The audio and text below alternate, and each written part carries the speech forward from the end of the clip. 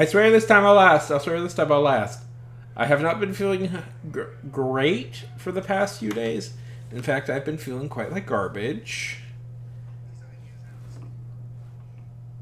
And it has been not super fun.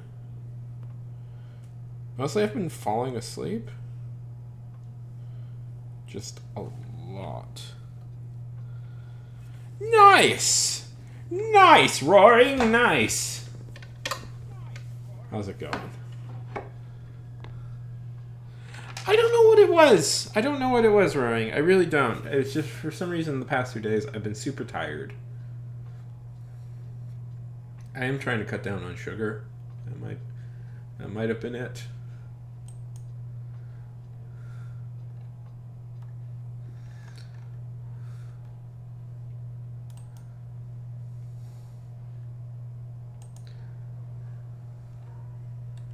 Anyway, so I've tried to stream, and then I keep falling. Well, it's been a collection of things. Either I keep falling asleep, which is shitty, or the power grid that our great state has argued very hard to stay off the national power grid keeps faltering. So I must warn everybody that there is a chance, although it doesn't seem like it's going to happen today, again today, that the power may just randomly go out. That did happen. It has happened twice today. It may happen again. I don't know. It's very frustrating every time.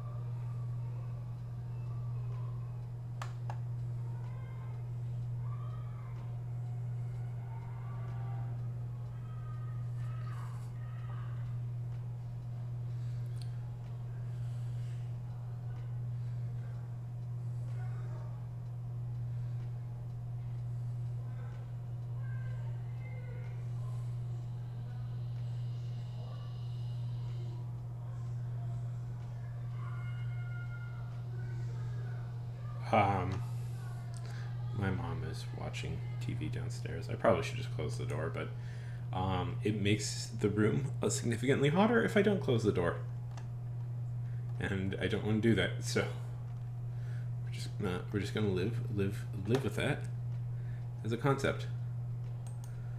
Let's see. What was I doing? All right. Yes.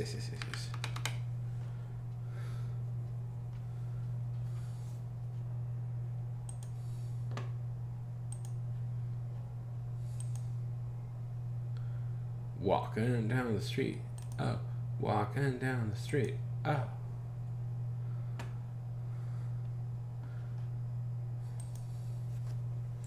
Sometimes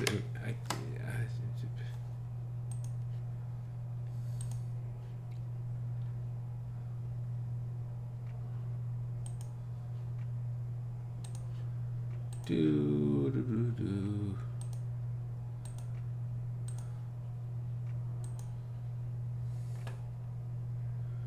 My life is just.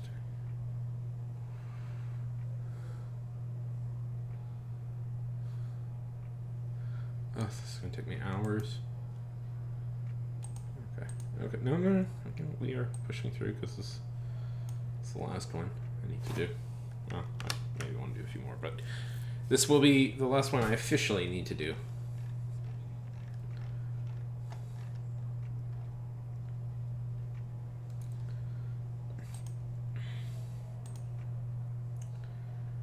Rewrite for clarity.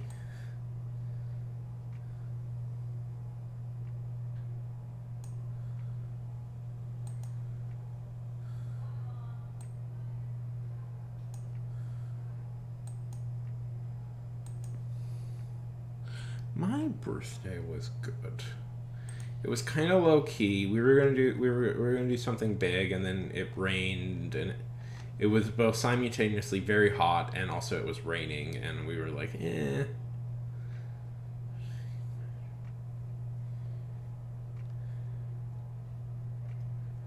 So we were like, it was good. I had a low key birthday. Somebody gave me Emeka gave me $150, which was on here, which was very appreciated. So So it was a very big success.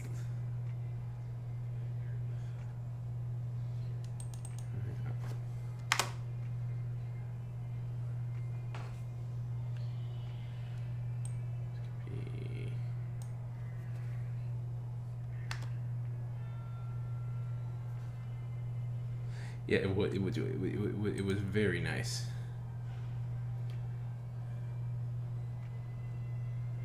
Yes.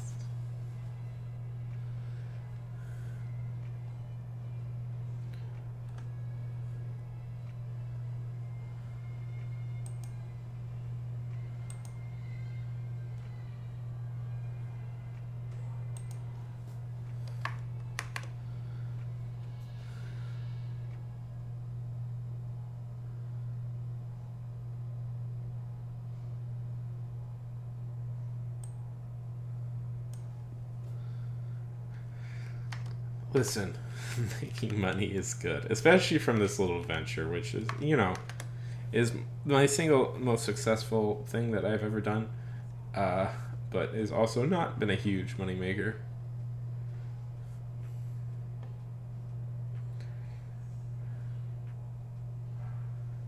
Currently being are you?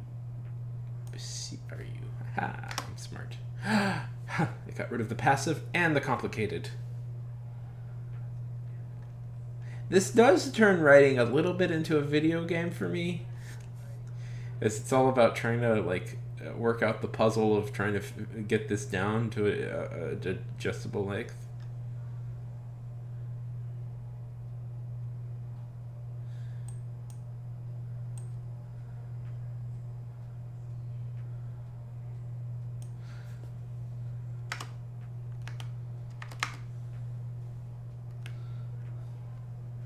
Uh, oh, were you here when I decided that I'm starting a? Oh, no, I don't want to do that. That's not fair. No, I don't do that. Were you here when? Have I shown you that I'm starting a newsletter? Uh, it's called Ulysses. I don't know if I'll keep that name. I like the name, but I'm not 100%. It's going to be sort of a humor literary publication. It's free. It's free. Okay. Listen, I'm in promote mode right now. I have to, even if I promote it to you before, I may promote it to you again. Anybody who comes by, I'm.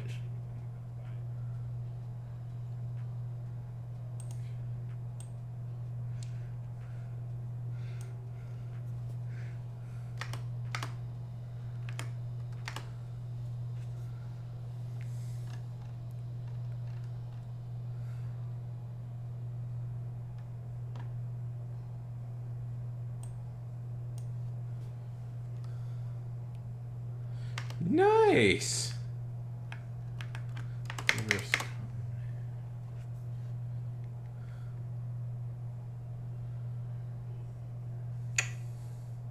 The best thing in the world. Love me some good pockets.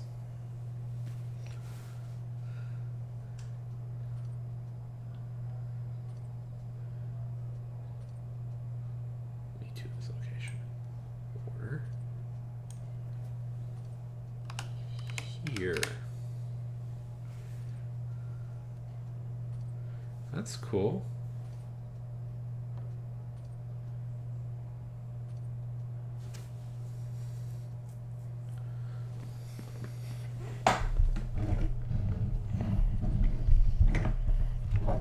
Oh, there we go. That's fun.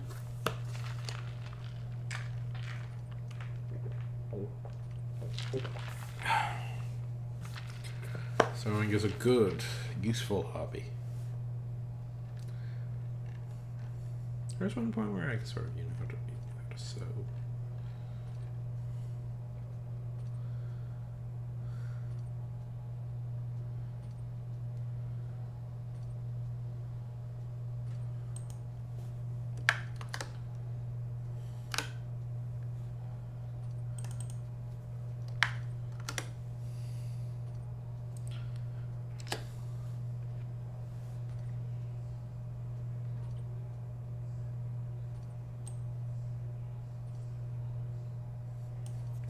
That.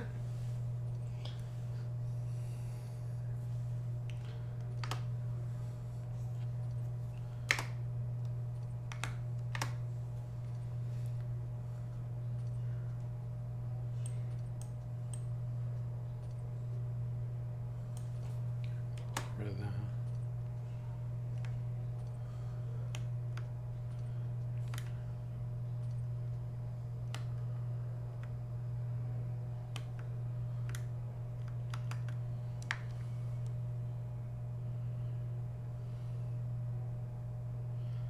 Yeah.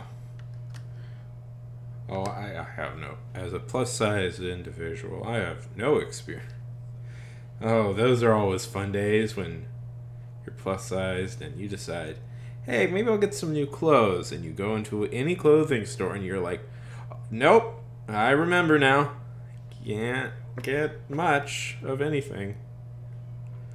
Ah, fun days. Fun days. And then people are like, well, you dress bad. I'm like, well, it's an experiment. It's an experiment to try and dress well. It's a long adventure. Don't feel shitty every time I go into a clothing store. Yeah, would be useful. Might be a useful skill for me to learn.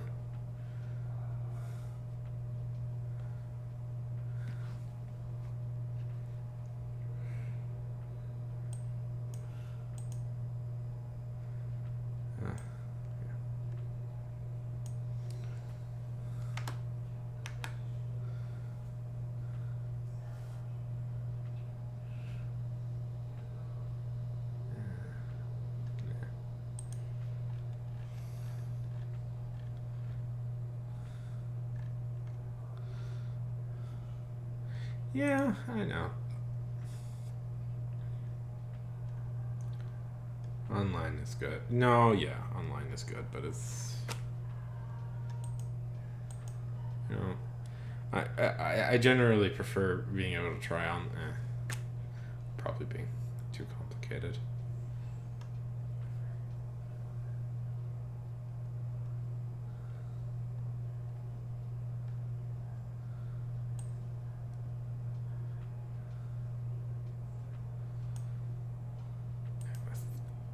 Stay in the shadow at all moments.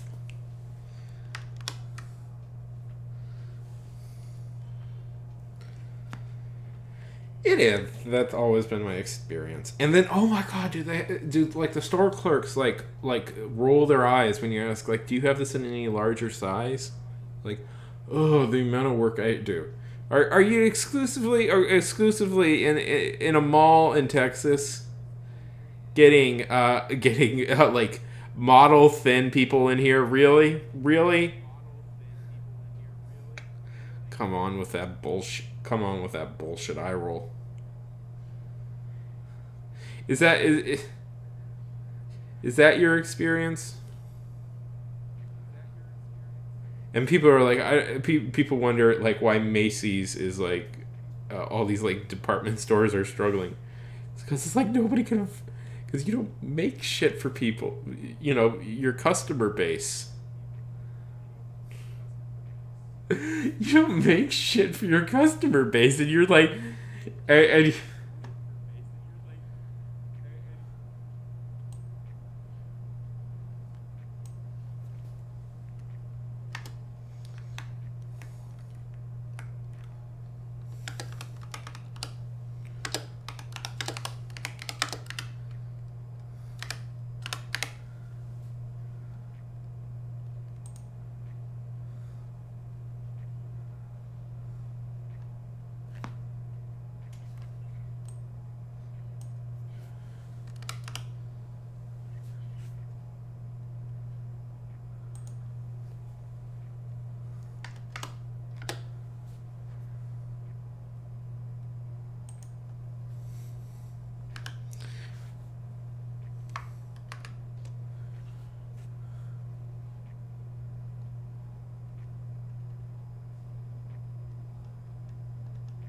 Sorry.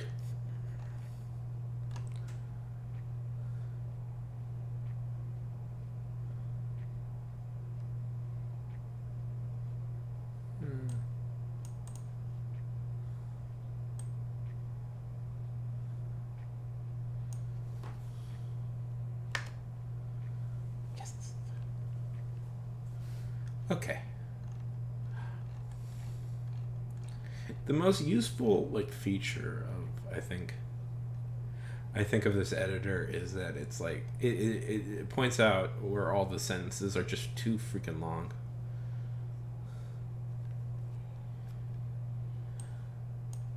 I like that sentence too much. That one's my favorite.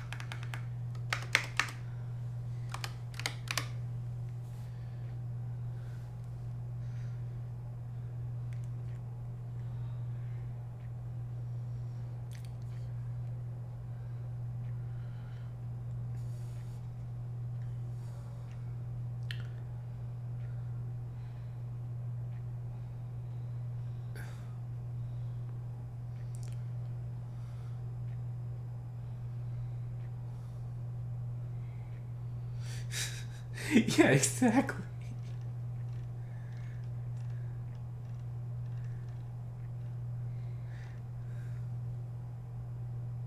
Yeah, people wonder why malls are dying. Where it's like, yeah, because average people have to like go online to order clothes that fit them. Like, and they're like, well, nobody's coming to her anymore. It's because you're not servicing your customers. It's like basic like economics 101.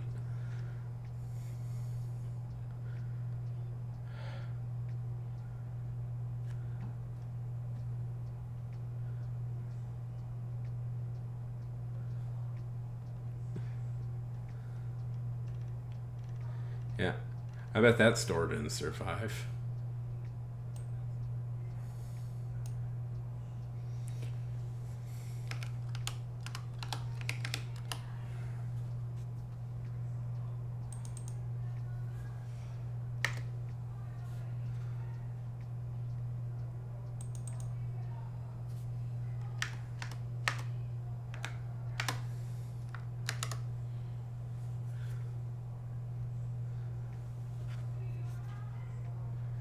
You sometimes whenever you go to the mall, you sometimes look at these stores and you're like, I wonder, I wonder how they're.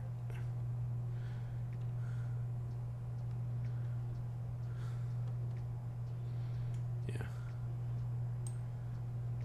I I like. Well, the only bookstore around here is Barnes and Noble, which is in a mall, so I have to go to the mall every once in a while. And I always walk around, and there's always like these stores, and I'm like, how the.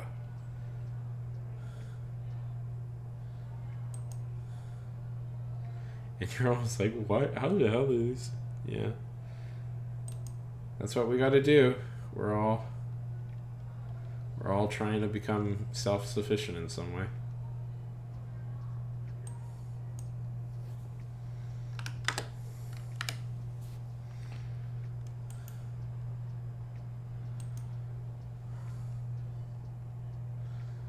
I'm trying to grow my own food. You're trying to make your own clothes.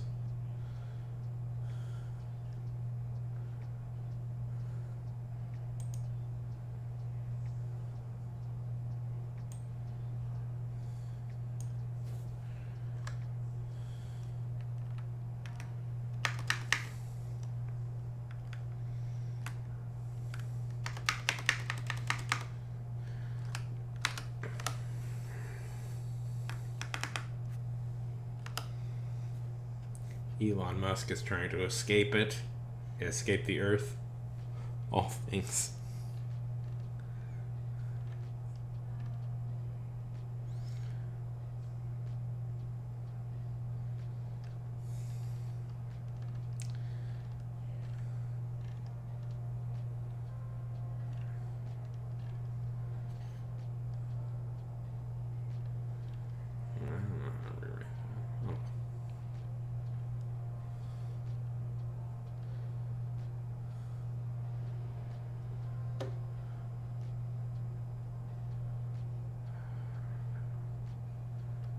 needs to be totally rewritten.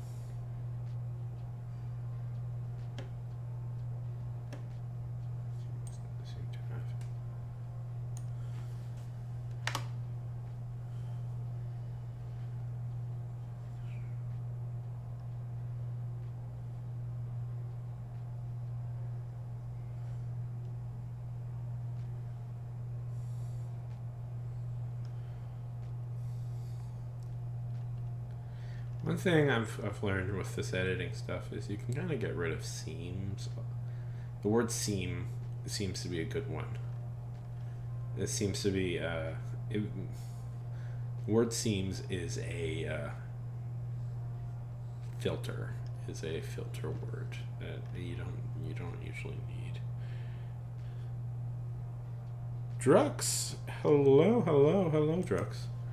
Welcome to the stream. It's a pleasure and a privilege to have you here.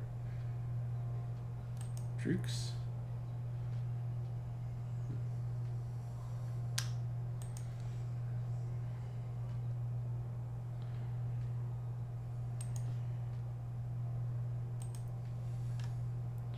Tell us a little bit about yourself.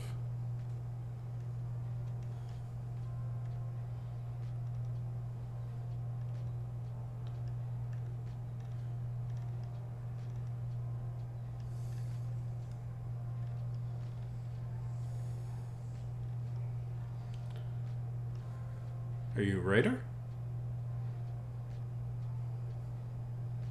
A world builder? A history fan? We get them occasionally.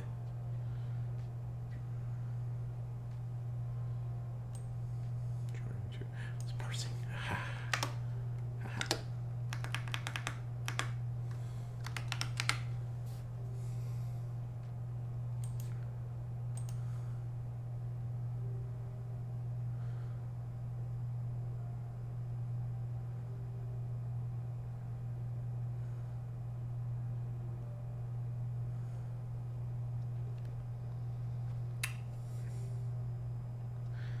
Sure, I know what this actually meant.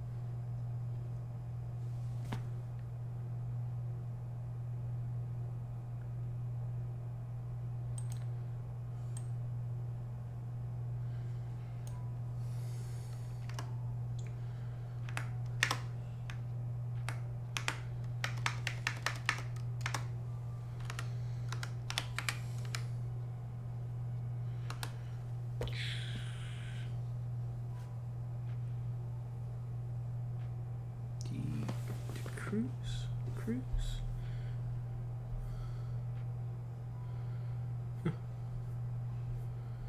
Well, feel free to talk, everybody. I'm gonna put my headphones on for a little bit.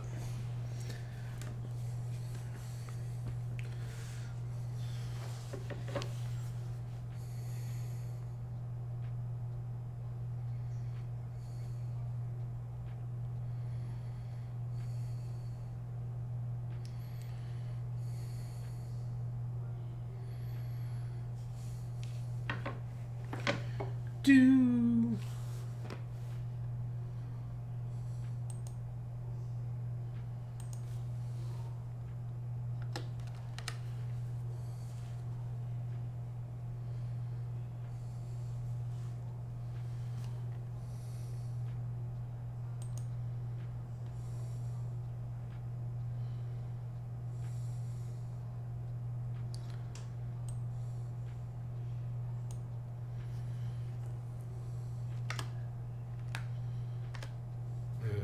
I'm not gonna set.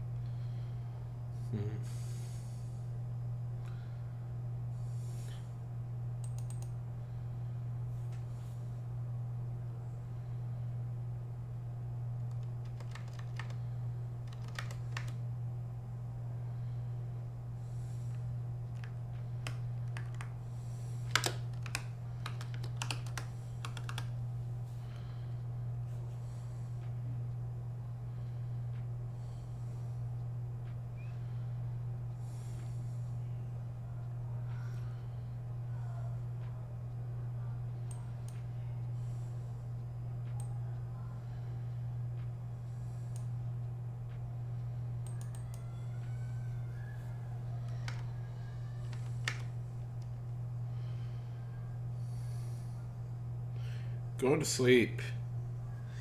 Go to sleep. Dream of me. Dream of me. No, the roaring. It's always a pleasure to talk, but I don't want anybody staying up late because of me. Okay. Have a good night.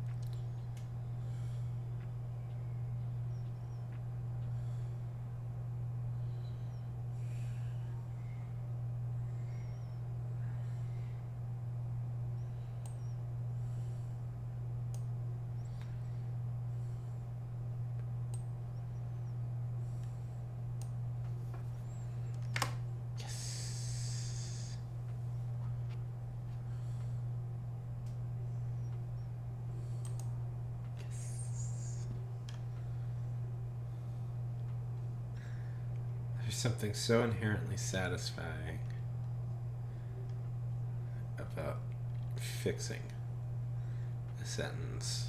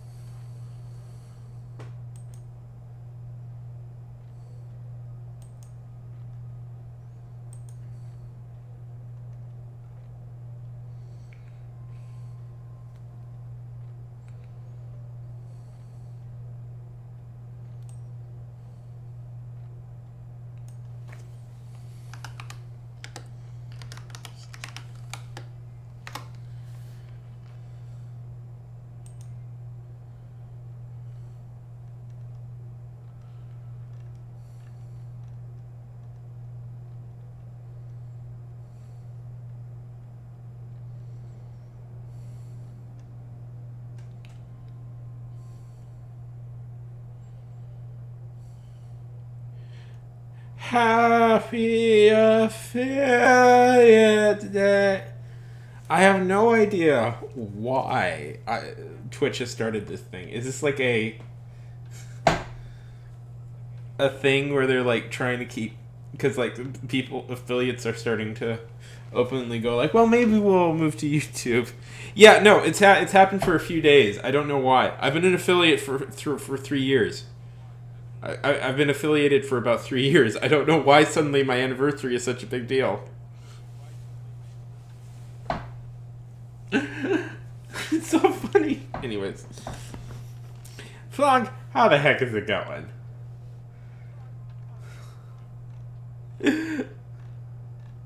It's so curious. It's okay. Well, I'm glad. Positive at least. It's going good. It's going good. Trying to get this thing edited. There's two instances of passive voice. I think I'm just gonna let those go. I don't know how to fix them.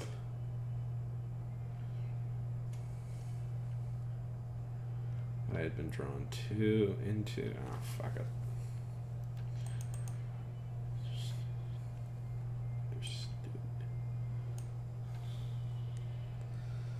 Yeah, sometimes I do try and make sure it's, as eliminated as possible, but every once in a while, it just sneaks through.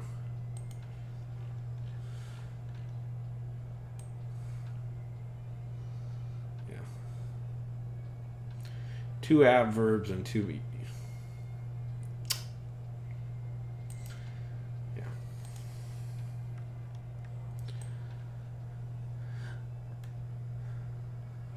So what? How's moving going? There we go. It's always funny to see how like slowly it trickles down the words. Usually I start with about 1,000 words, and by the end of it, it's about 500.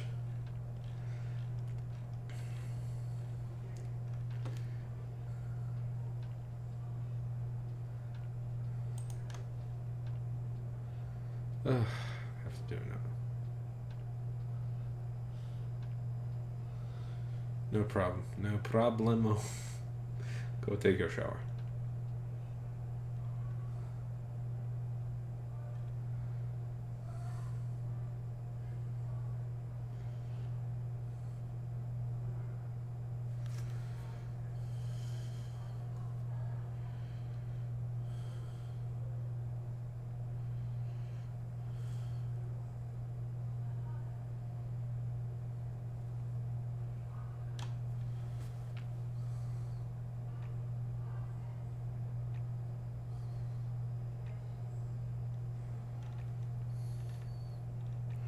Run! Run! Ugh.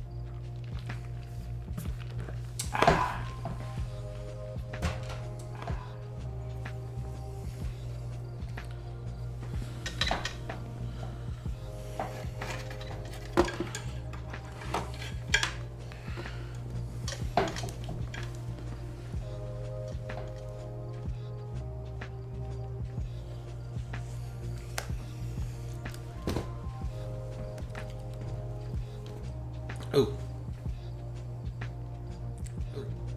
That was something I should have fixed. Oh, this is the most tedious part of it. Oh shit, am I double? How the hell did that happen? Has this been on the whole time? Jeez.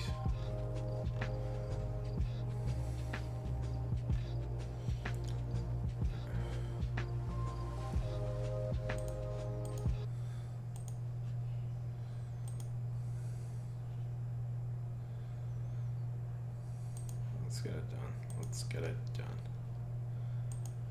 Okay.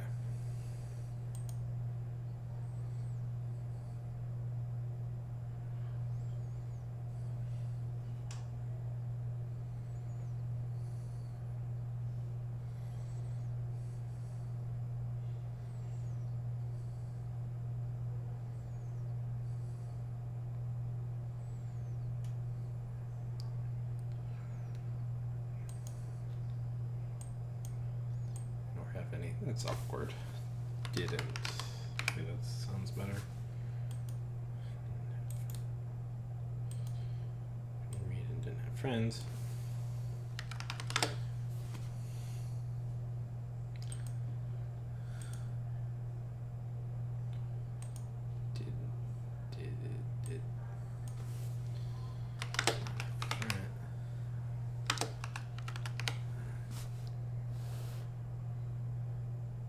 Had no. Had. That's probably a better way to word it. Had no. Had no friends.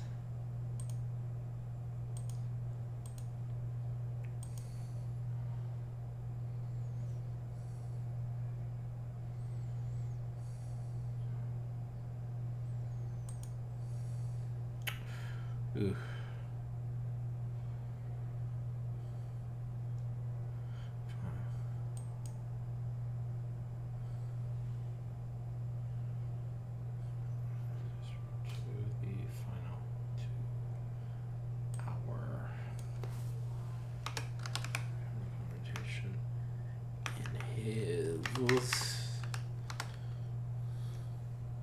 Dark Tower.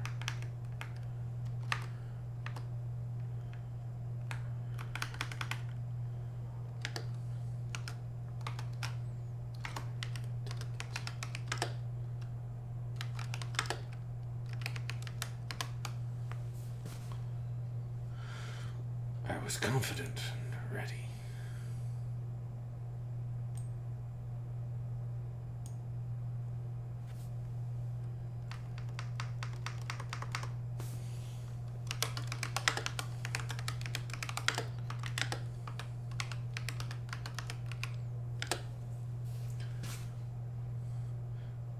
Obviously.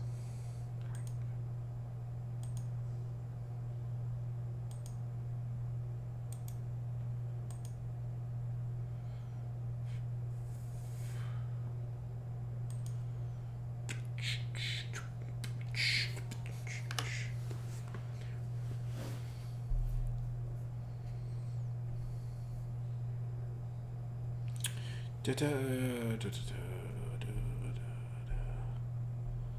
da da da da da.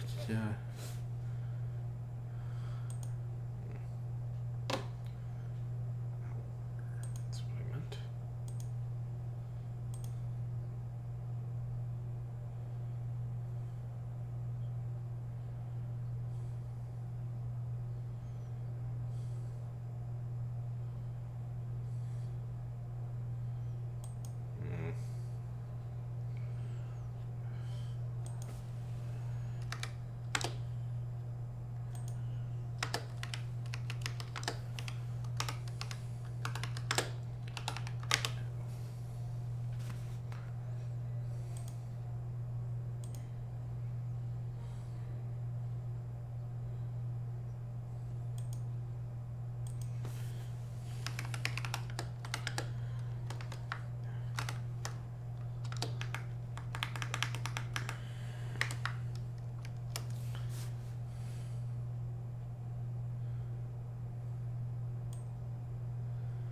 Strode.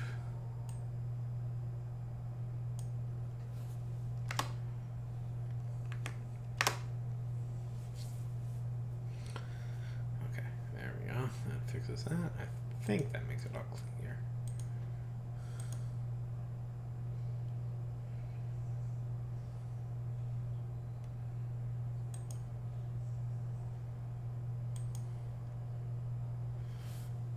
You know what? That should be its own paragraph.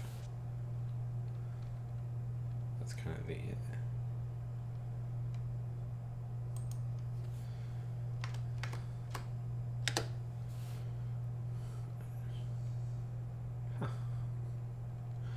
I'm pretty good at this magic stuff. I'm learning how to edit it.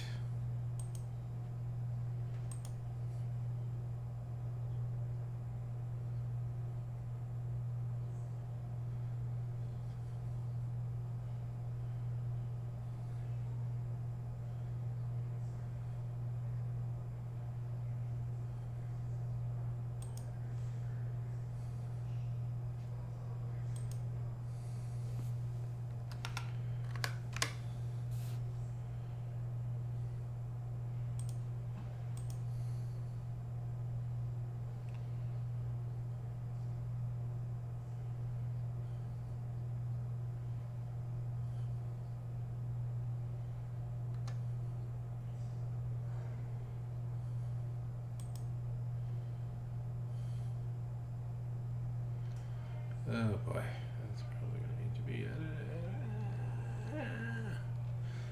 edited. Editing is boring. No. I mean, I'm happy to do it myself because it means I know what I want more, but it also means...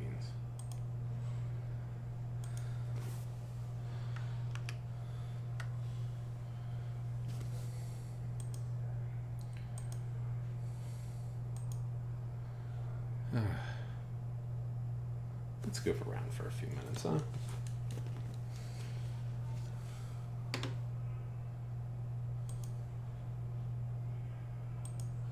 No, it's going to be loud for just a brief second.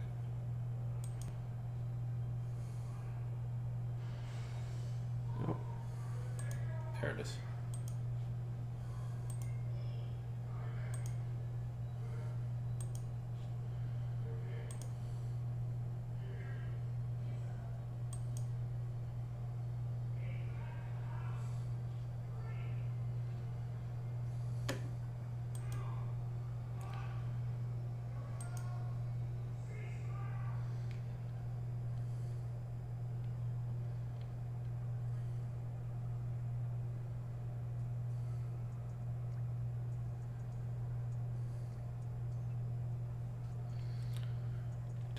Ooh.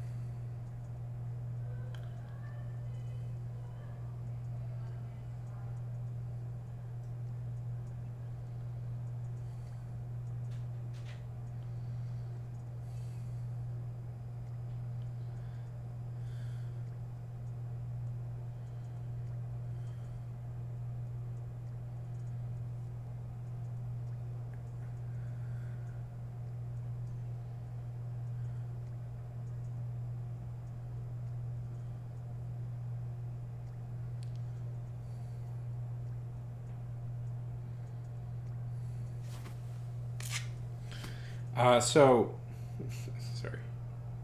That's great. My fingers have been weirdly dry for the past few months. I don't know.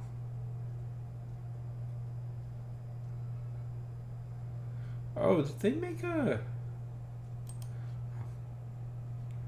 We're taking... Hey, two. Hello.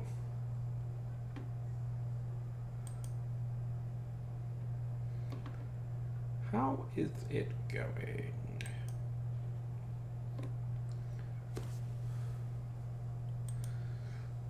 Doing some stuff I don't want you to see. So fill out some information that's private.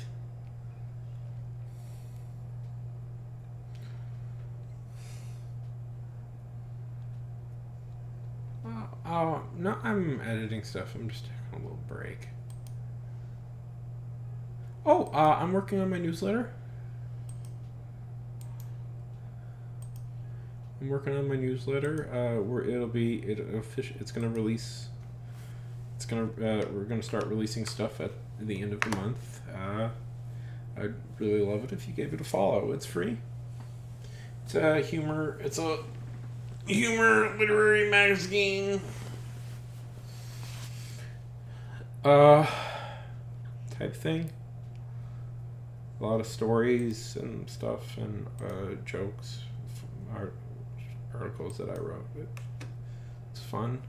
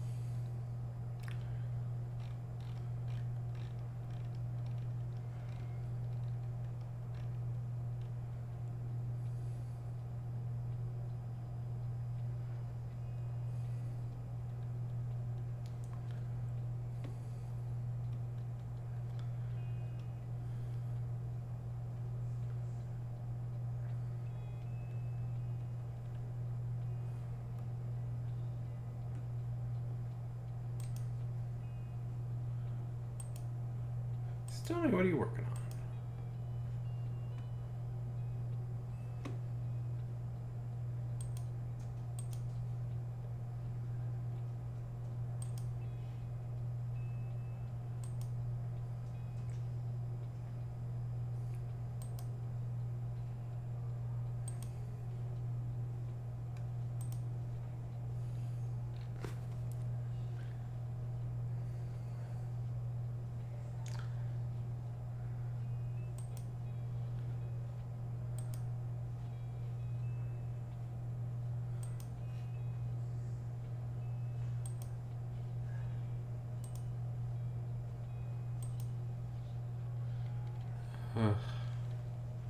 So much rewriting needs to happen. Sometimes when you look at stuff, you're like,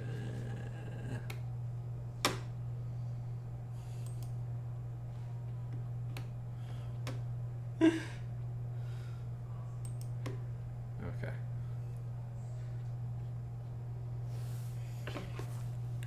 No, not really. Occasionally for ideas. But no, never. What I occasionally use like AI for, like, if I can't think of like a name for something, and I'm just like, okay, you give me a name, but I would never use AI for anything else besides that.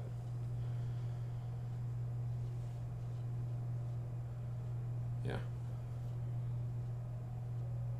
Just like you know, I'm bad at coming up with like names for characters and people, so I'm just like, give me a character name for this, and that's the most useful feature I find.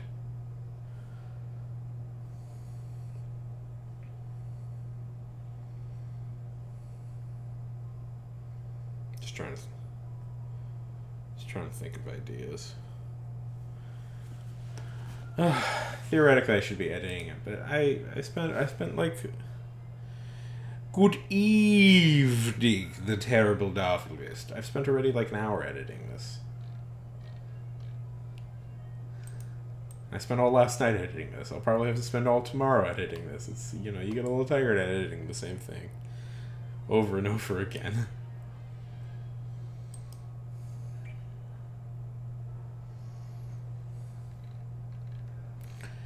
Yeah, it's good to see you, Terrible. How are things going?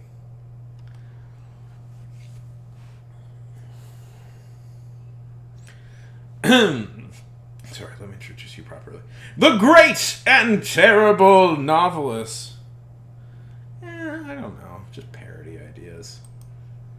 I'm sort of doing an Onion thing, so I'm just looking at like types of articles that like other real news organizations are writing, and I'm seeing if I can parody that. Tell me, what was the riddle you were unable to solve? Let's see. Let's see what's.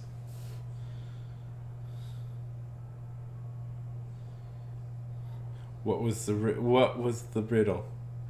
Well, you know, too, we're looking more for like culture pieces and stuff. Because the idea is oh darn it, the idea is instead is to sort of parody.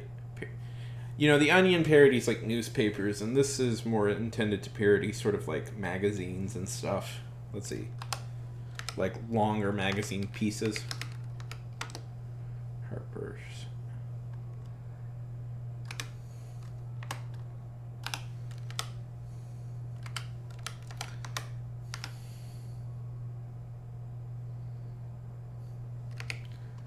That could work, maybe.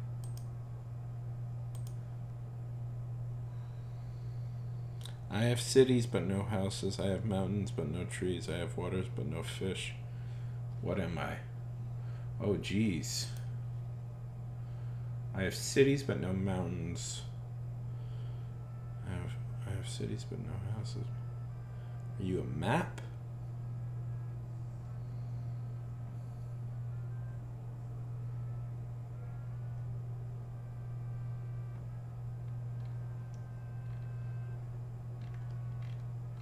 Did I guess it?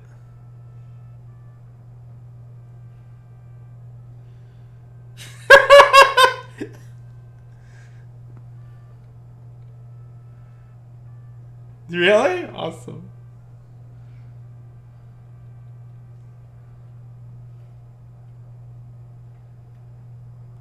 Yeah, but there's still no trees on there.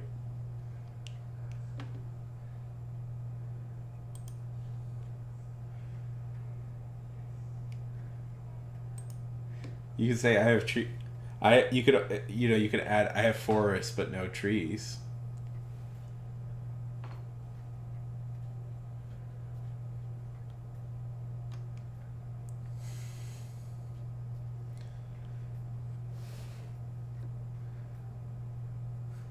I think that's a.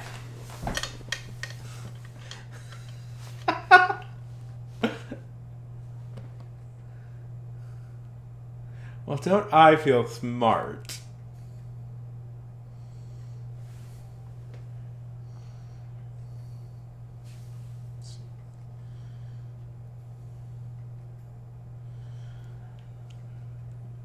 Yes, congratulations, me. I'm smart. I'm clever. I'm so very clever.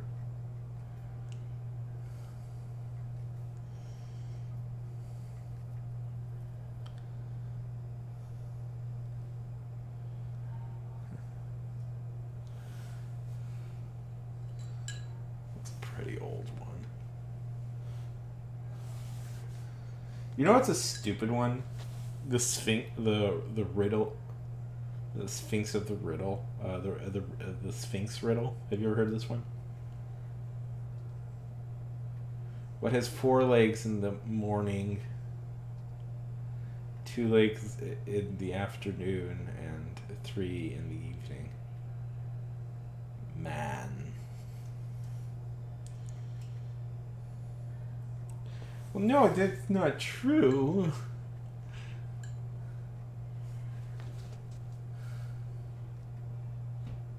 No, that's an old one. That's a very old one. Or maybe not. Riddle of the...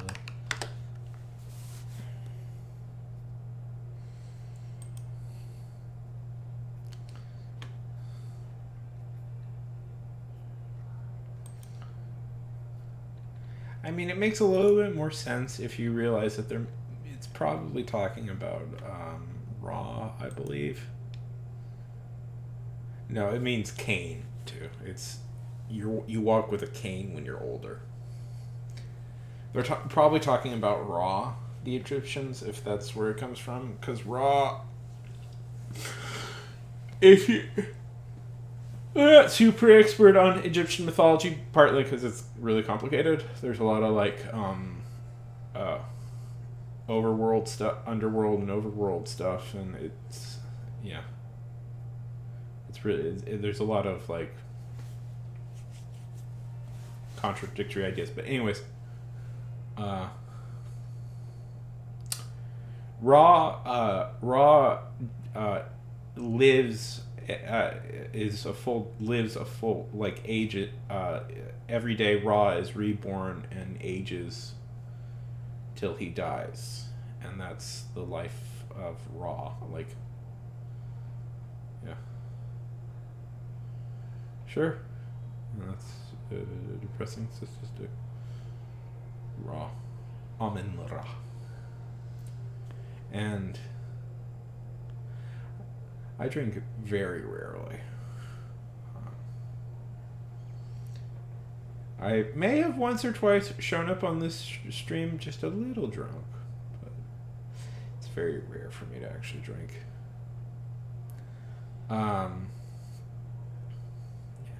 Egyptian mythology is very weird and very interesting, but it's also it's a more complex mythology because there's some ideas in it that like don't really translate all that well to like more Western type thing, like more European thought processes. Because there's this whole thing like with like elements of Ra and stuff like that, and like sometimes like the gods are other gods, but they're part of the same god. And I when they always get into that, I kind of find it hard to follow just a little bit. Because several of the gods are probably supposed to be the same god, just in different elements. I mean, to be fair, Greek mythology has that, and the underworld there's a whole like complicated thing with the underworld. It's like there's the realm of snakes, the realm of light. There's the kingdoms of the night, which, yeah, it's very complicated. So, okay, so a basic thing you have to understand about mythology is, hey, Funk, welcome back. Okay, so a thing about mythology that gets a little complicated to understand is that there's we're talking about myths here, and the complexity of the fact that several gods are probably the same god. There's in fact a very famous one that is very probably just the same god. Okay, so a thing about mythology you have to understand is a lot of times how like especially with different gods, how it usually worked is that you didn't pray to all the gods at once. You usually just prayed to the gods that were specific to you. Like Hephaestus was not a god that was prayed to quite often, or unless you were like a worker of some sort, like unless you were like a blacksmith or something like that, then you would probably pray to Hephaestus. But that also works for like elements of gods. Like, if you're curious, Aphrodite very probably was a war goddess at one point, at least for the Spartans. She was a war goddess. And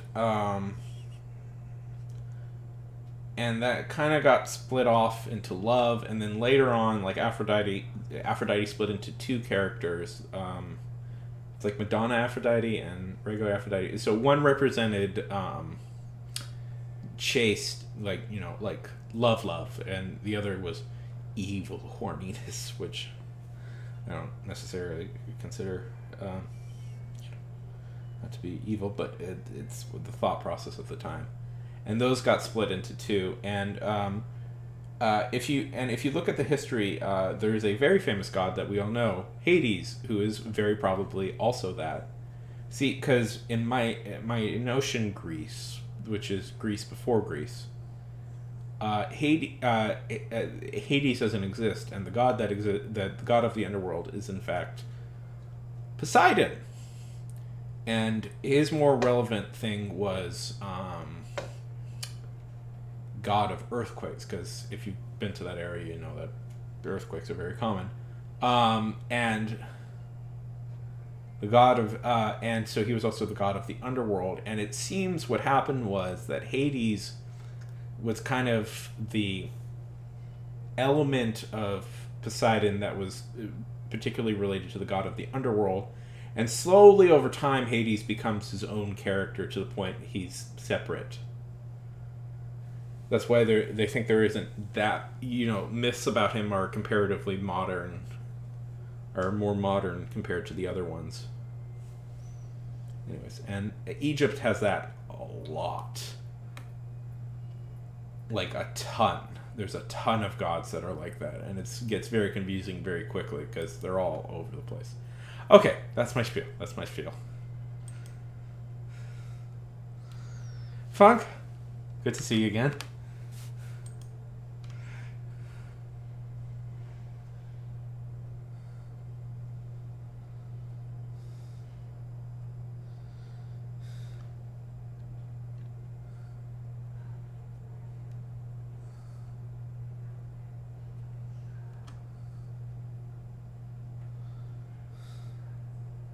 It is. Gods are interesting.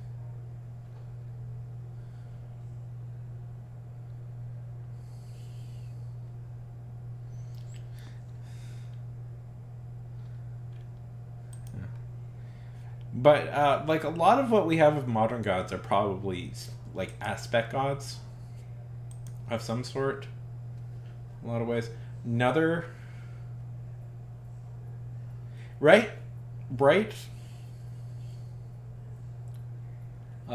You know, I should link. I'll link to the video where I'm getting some of these ideas from. Yeah, it's interesting to look because in my notion, Greece, Poseidon is in fact the most important god, and Zeus is like a secondary god. But that sort of shifts over time. Partly because his like. You know, aspects keep getting, you know, one of his main aspects, the god of the underworld, kind of got spun off into his own god. Overly sarcastic.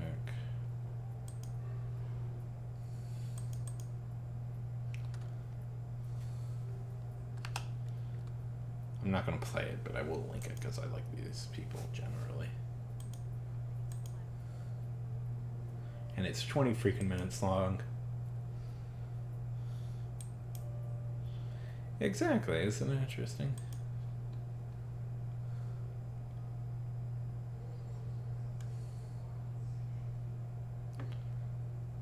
It's yeah. Yes, we can. Persephone. That's who I was thinking of. Persephone is very definitely. So the interesting one is that Persephone is very definitely another example of this, in that she is probably the aspect of a different, much more ancient goddess that we don't know about. Because I think Persephone kind of literally translates into like maiden or girl. And they suspect that the worship of Persephone was a mystery cult. So one thing about like ancient Greeks, to understand them just a little bit, is that you were not really supposed to say the name of the gods unless you wanted to invoke them.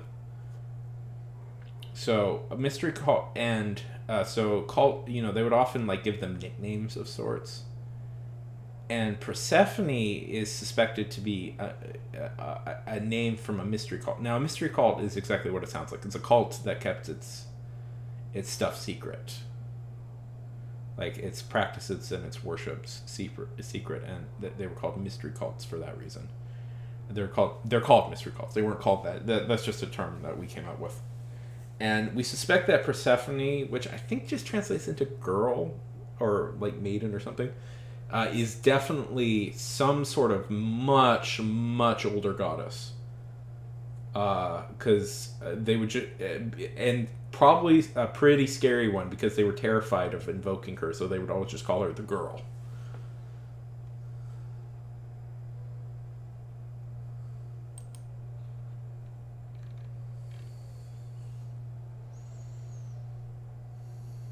Yeah, the girl or the maiden. I think it means the maiden. I have not heard of this.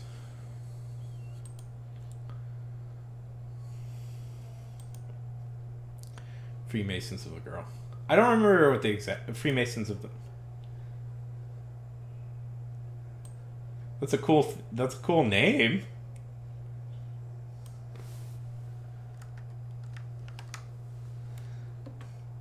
You should use that for something. The Freemasons of Persephone.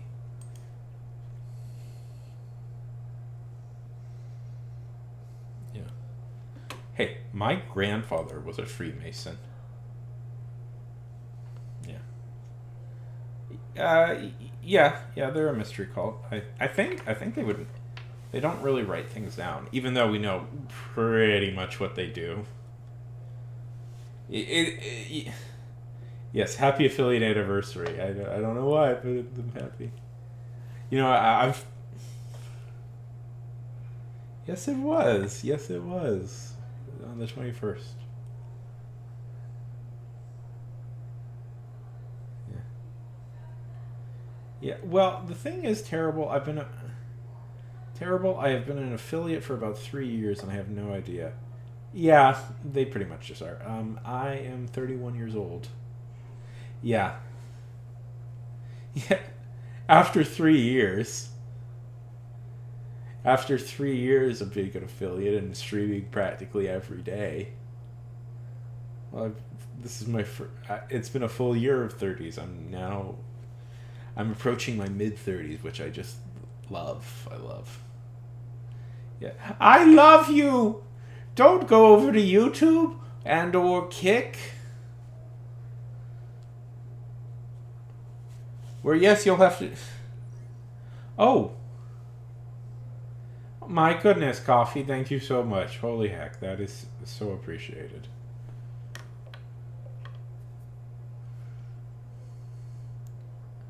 You really have no idea how much I appreciate that.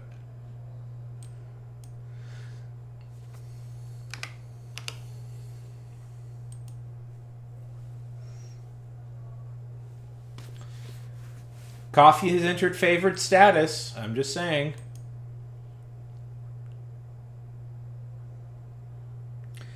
No, I'm not either. But they're paying quite a lot of money, so.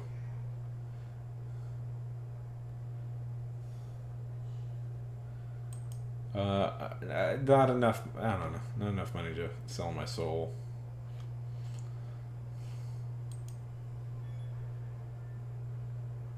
Oh my goodness. Oh my. Oh! Nice! Oh, we're getting very close to Hype Train, everybody. No pressure.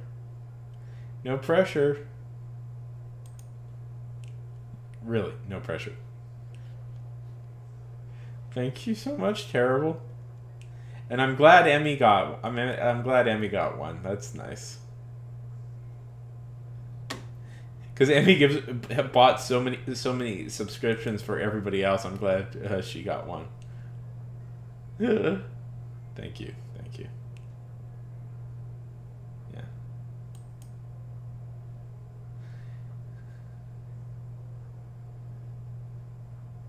Yeah. So I think Emmy's the reason for a lot of our payouts.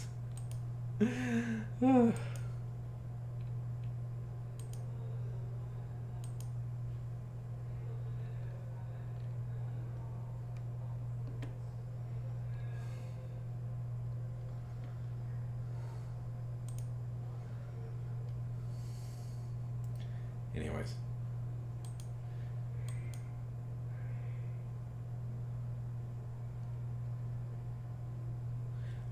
What was I saying? Yeah. Greek gods. It's an interesting subject. Um,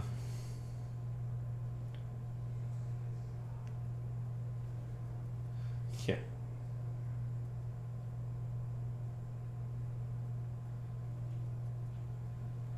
No worries. Well, Jackbox Day was my birthday. So we get if people. I actually had a lot of fun doing that. I'd like to play Jackbox again at some point, but I don't want to do it right now. Right now, I just kind of want to hang out for just a minute. I don't know. I'm a little bit tired of editing. I've been doing it so much this week. It just feels never ending.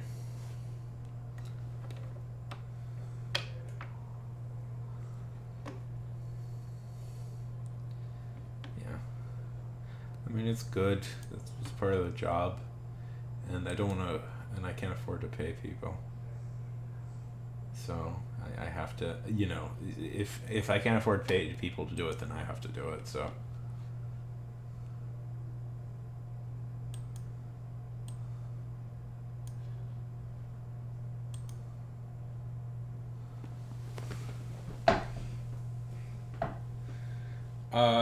Until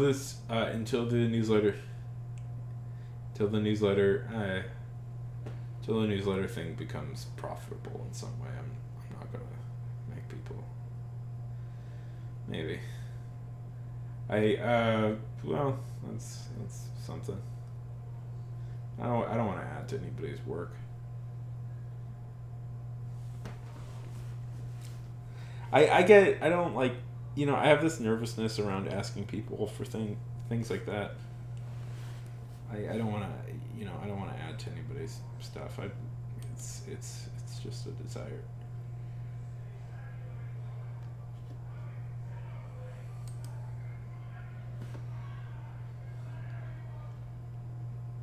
Um,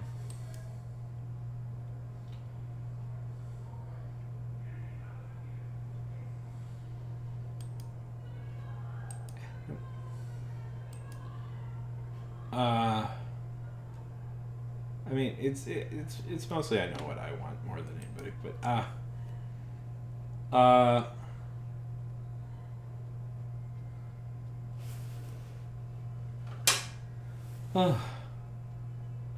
I've had I think I'm very close to being confident to release stuff, but I'm not going to until it's all out until the end of the month. I was aiming for my birthday, and it was not a terrible idea because a lot of people did stop by for my birthday. But I'm also, I just was not mentally ready to release it then.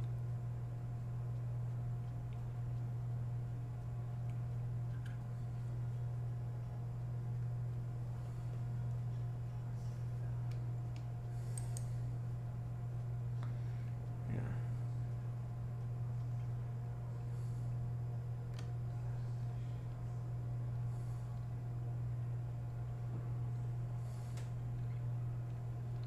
So.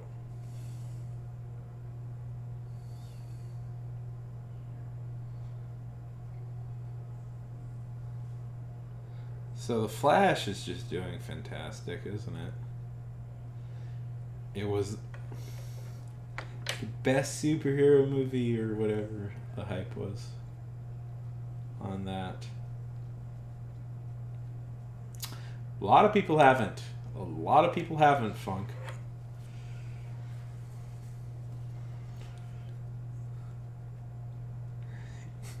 People don't seem to care for it all that much.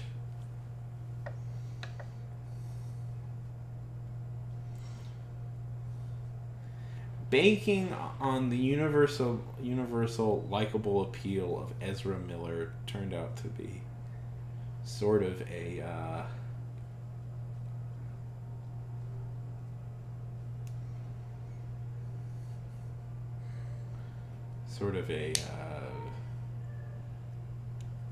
faulty idea.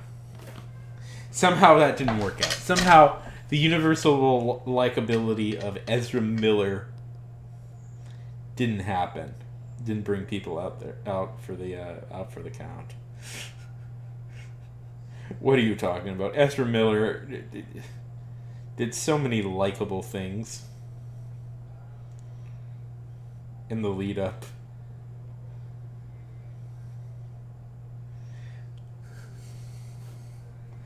God, what a fucking disaster that was. Holy shit.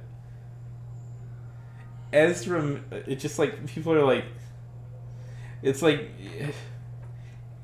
and people are like, well, why are they getting rid of this universe? It's because shit like that kept happening.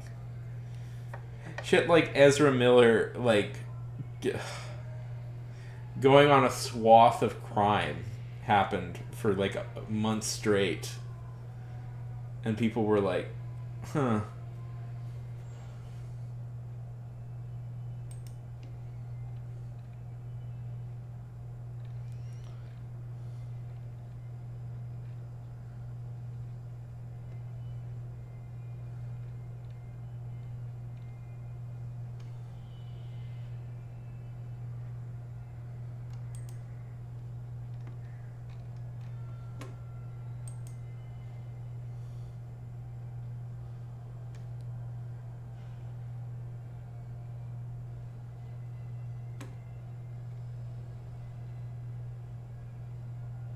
Yeah, it turns out Ezzy Mills.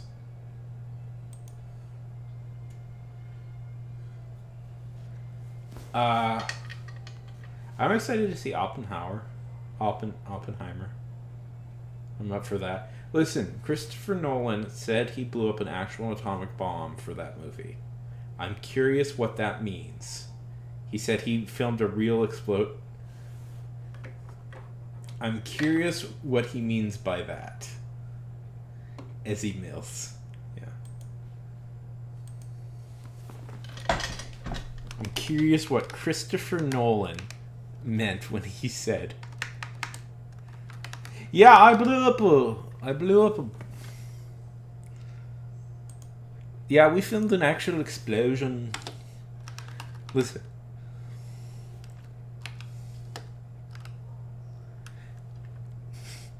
I know he doesn't sound like an actual Beatle, but yes, he does in my head. Yeah, we blew up a bomb. Yeah, you know.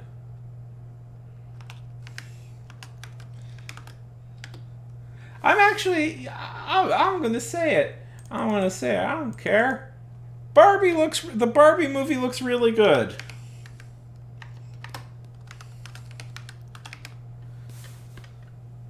I like that director a lot.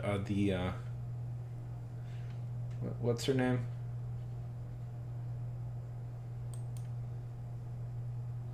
Yeah, she directed Little Women and Lady Bird.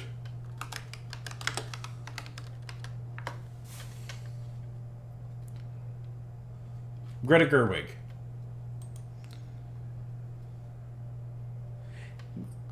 That was a really good movie. I really liked that movie. I thought it was a really nice movie. A very charming movie. I've always been, I mean, it helps. I've always liked Soren Rosen. I've always thought Soren Rosen. Yeah. I've always liked Soren Rosen as an actress. Like, I've always been a big supporter of hers. out of that crop of actresses that did like young adult movies, I always thought she was one of the better ones. So and this was like a real like barnstormer for her and stuff like that.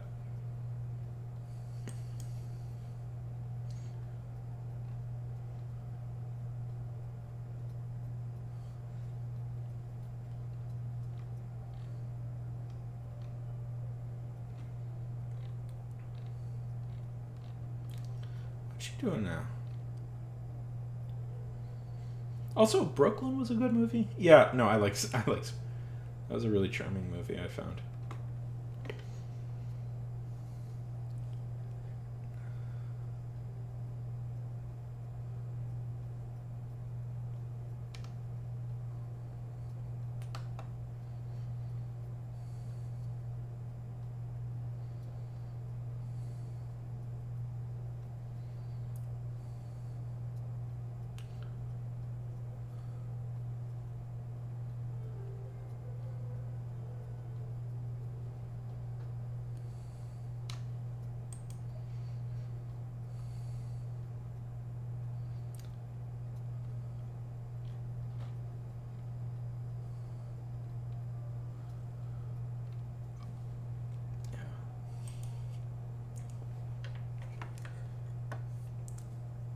Yeah, Lady Bird was great, and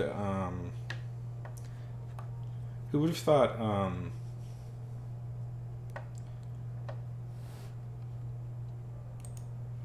I always forget. 1 second. Let me see.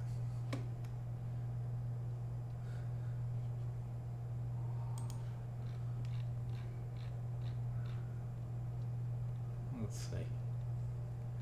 Oh right, she was in The Host. Right, that was the one.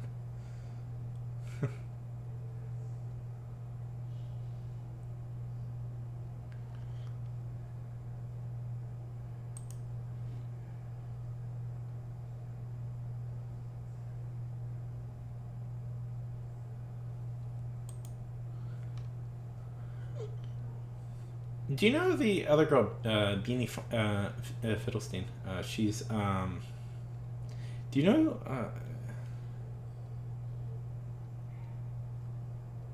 Yeah, she's Jonah Hill's sister.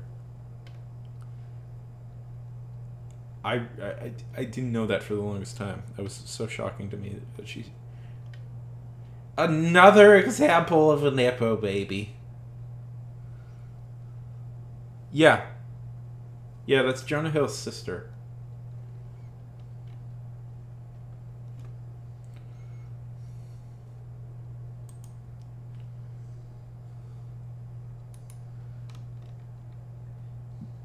Benny Benny Fiddlestein.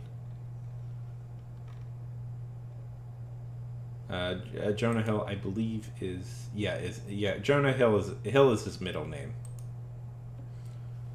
Jonah Hill's full name is Fiddlestein.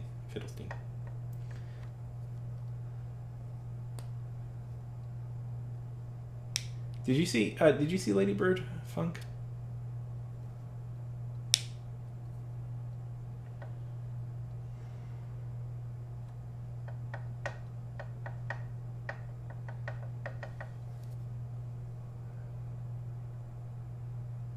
Oh, I think you'd like that. That's a really good movie. Terrible recommends it.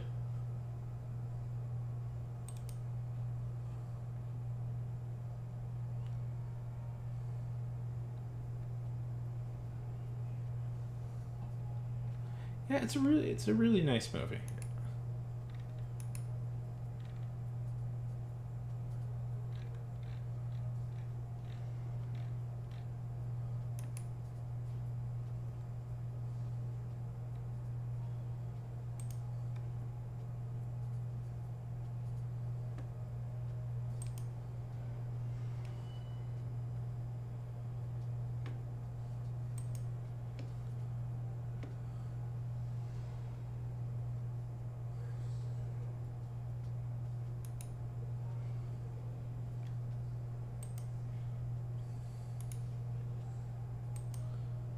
Um.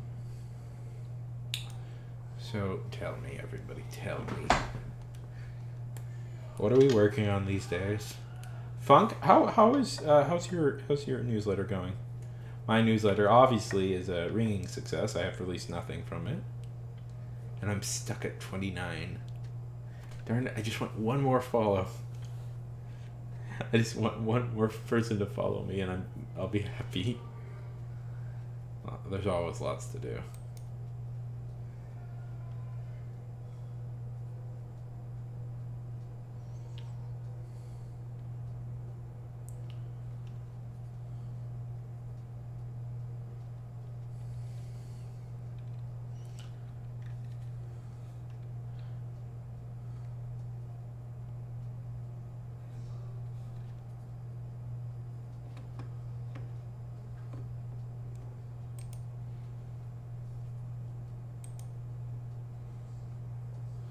Oh man, that sucks.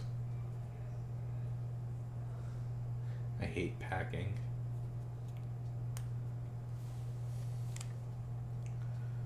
Ugh.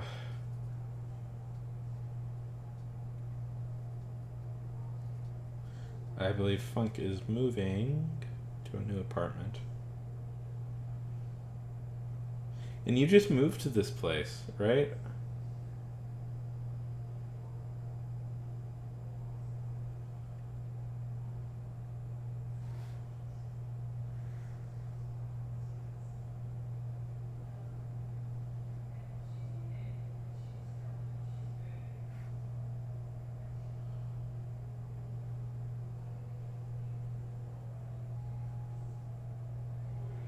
Yeah, you want stability, and you need stability. You need stability. Stability in your life.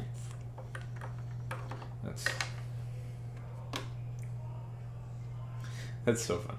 Now, to be fair, if you would have asked me, oftentimes when I moved, I would live in place for like 2 years, and I still hadn't unpacked fully.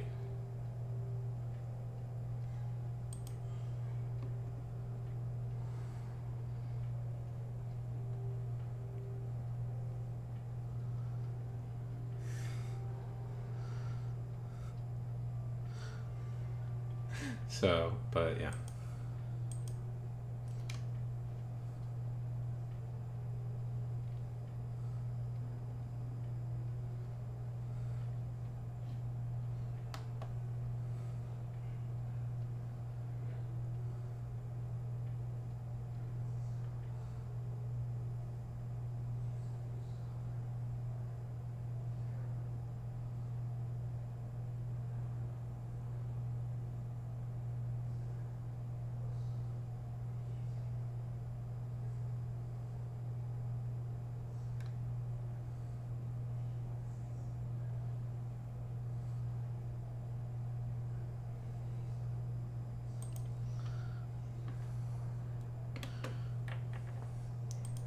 Yeah, is that good or bad? Have you ever lived without roommates before? I have never lived with a roommate. Well, that's not true. I lived with a roommate for about a week once, and it was a terrible, terrible experience. I was very hurt by it.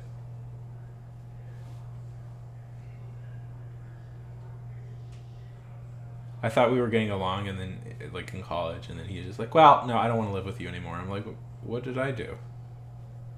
And that hurt my feelings quite a lot, but yeah.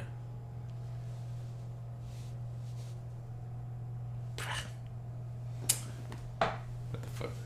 Yeah. Yeah. I thought we were getting along. I mean, I was a little dirty. I was a little messy at times. Maybe that's what he didn't like. I don't know. Trust issues, maybe a little bit. Ah. Yeah. No, I totally get that Funk.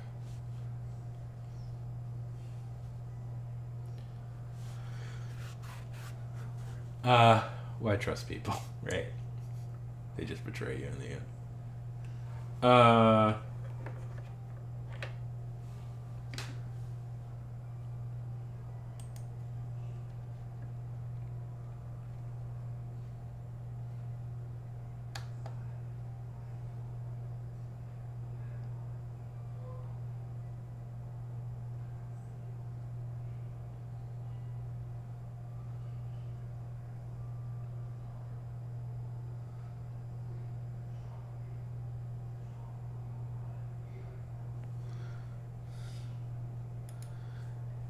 Flying solo.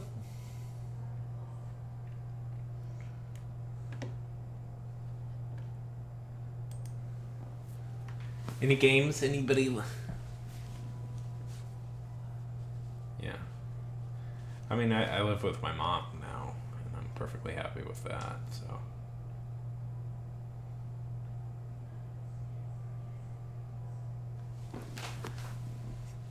Listen, but we allow each other into our homes all the time. I do own the house, so it's a little bit of a different feeling. It feels, it's kind of anticlimactic when you own a house, because it's like, well, you're just kind of doing what you've been doing. It's just you do what you've been doing the whole time anyways, but now it's like, oh yeah, I own this. I own part of this technically. Yeah. Yeah. That's good.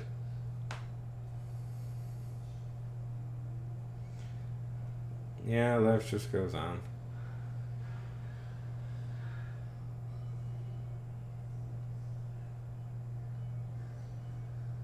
Exactly, exactly.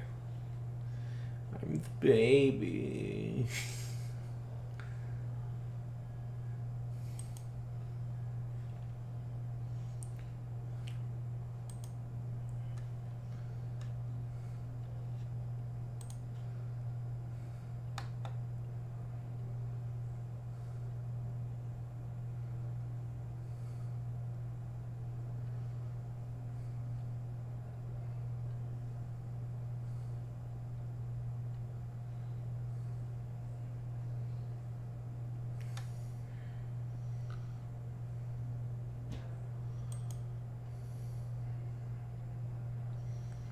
Yeah.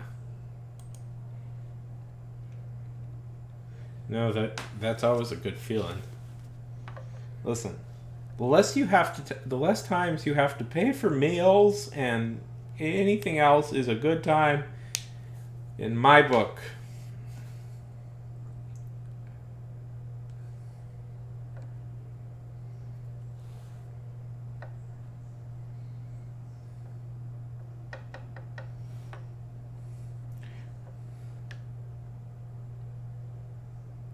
You gonna take it?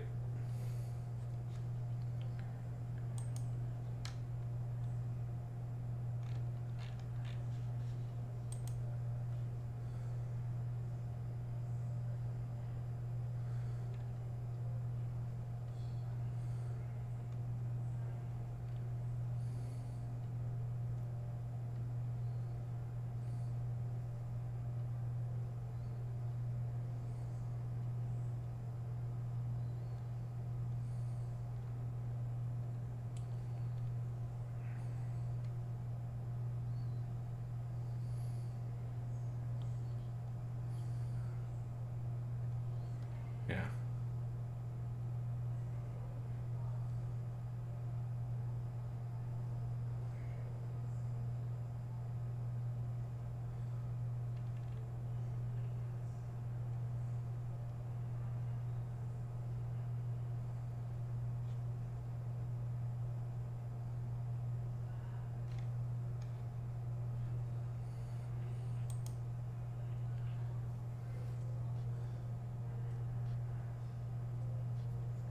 Listen, you'll just become the strongest woman in the world. You'll lift it up. Ugh.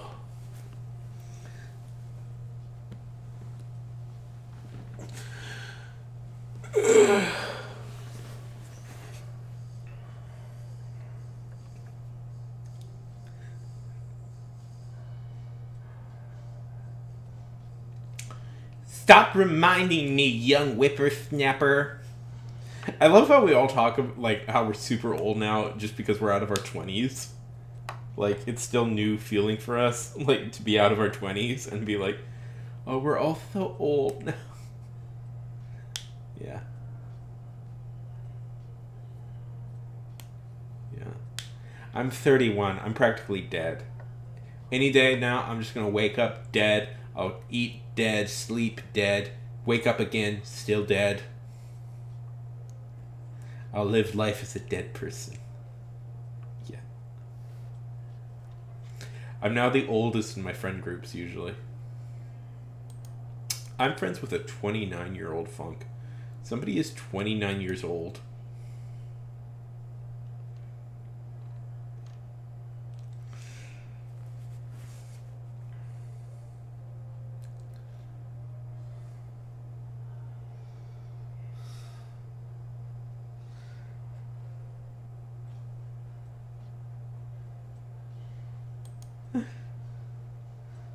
Zombie food. Delicious, delicious zombie food. From the Zombie Nation.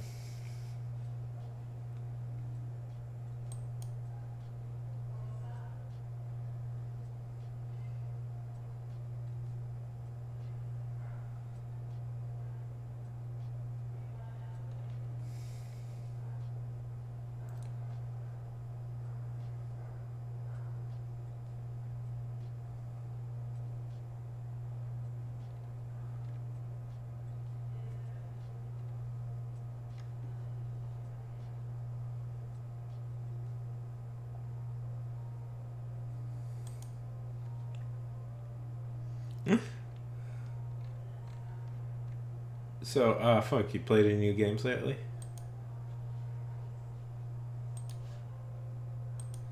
Do you guys want to do art?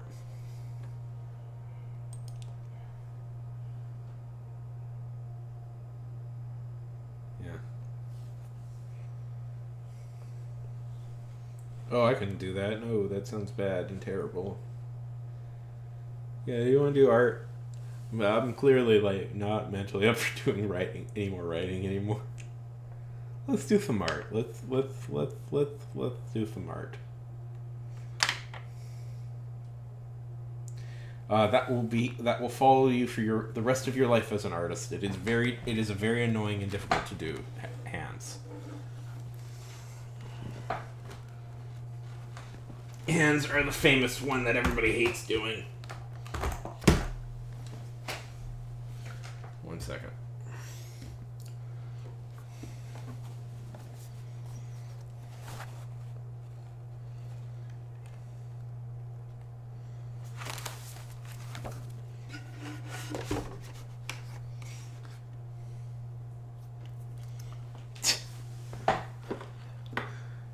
I bet he was a millennial too. Classic millennial thinking. Yeah. Ooh, I want to see this trick. Okay, 1 second. You're gonna experience a little bit of disconnect here for a second while I readjust for art.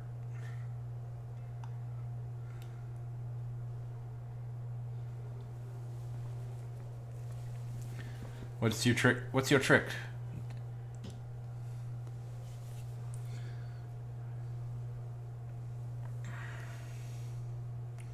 Oh, that's clever.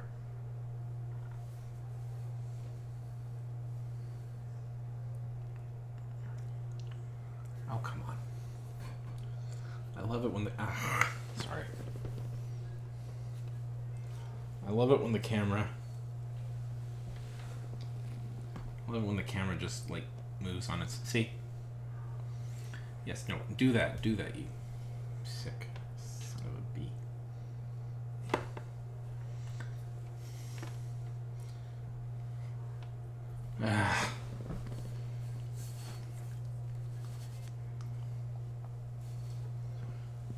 Sorry.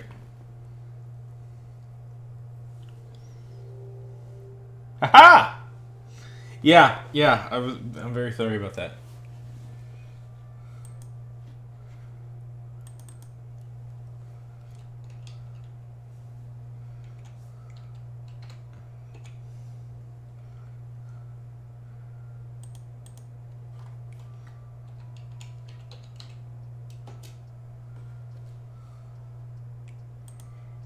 Okay.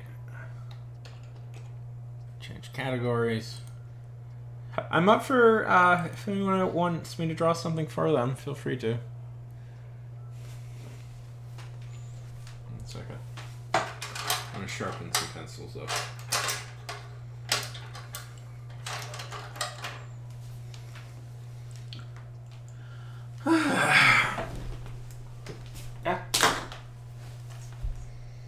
Wait.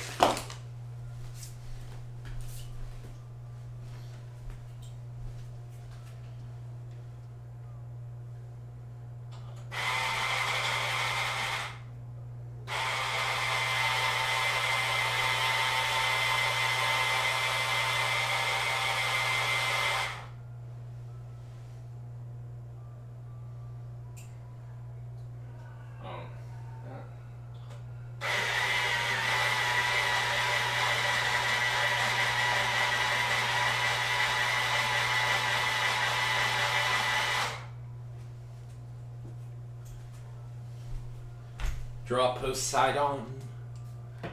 Sure, why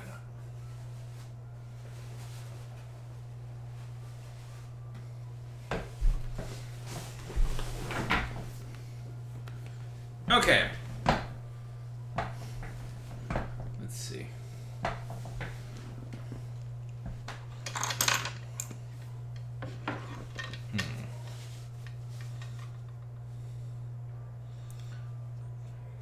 What should Poseidon look at? Look like. We're gonna see. I have been thinking lately that I should probably practice character design more than just simply like reference. So this will be good. I'm no references. I'm just gonna go up here. Clearly, incredibly attractive.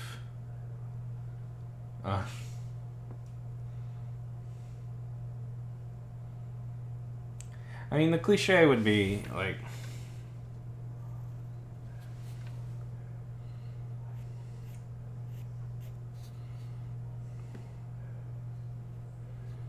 you know, big, you know, bearded with a trident and stuff. People tend to.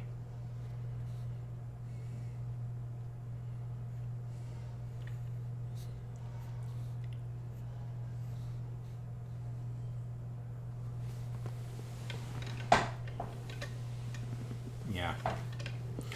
I think we're all just thinking from Hercules. Disney's Hercules, you know? Oh, that'd be funny. Yeah, what if we gave him, like, fish eyes, but, like, real fish eyes, like, that look, like, to the side? You know?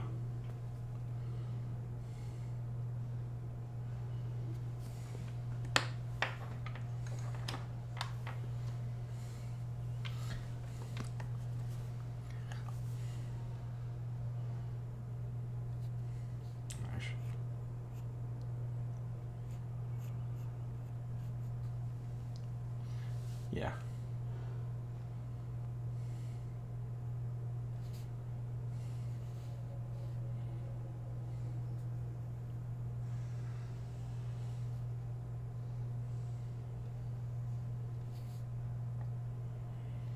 Apparently, they're considering bringing him back as Lambo, which would be cool.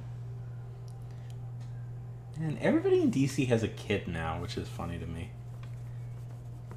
Do you know Lambo? Lambo, he's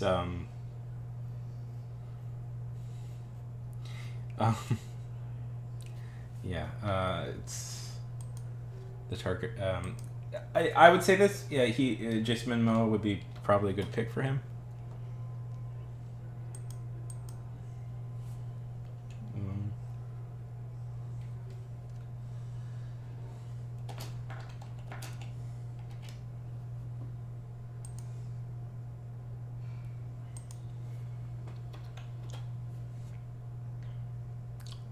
Lobo. I meant Lobo. I'm stupid. It's Lobo. Lobo. Lobo.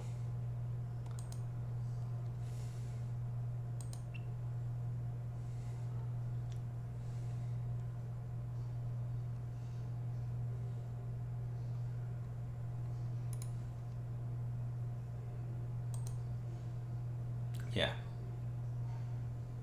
Yes, that's a DC hero. He fits pretty well. I think Momoa would be a very good pick for Lobo.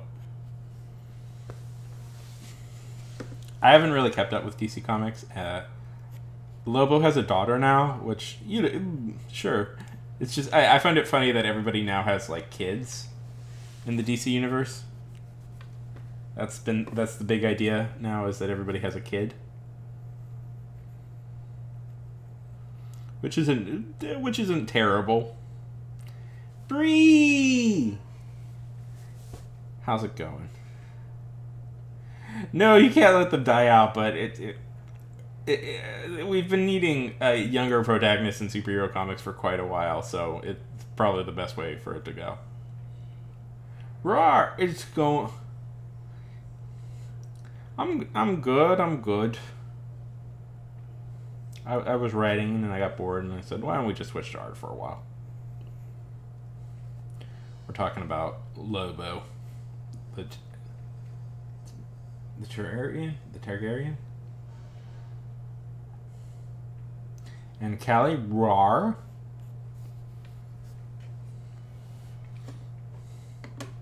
Yeah, it is good.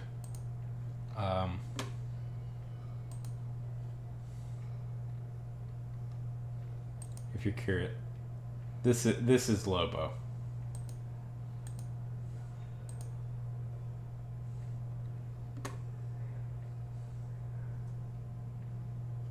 And Lobo has a daughter now, which was news to me, but good. Yeah, you can see it, right? You can see it. Mo would be pretty good. Lobo is, in a weird way, Lobo is kind of a parody of Superman in that he is also the last of his kind, but he. Oh, you're going for a noir effect.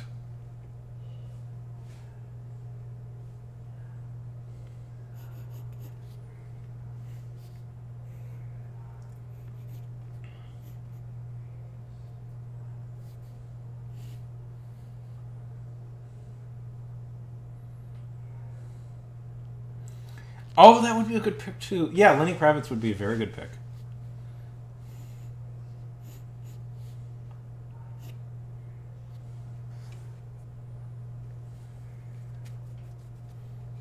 You know, I don't think Lenny Kravitz gets enough love. I was thinking about this lately. He makes really good music. I don't hear a lot of people talk about him. Yeah. Callie's in a detective movie right now, Funk. We have to respect that.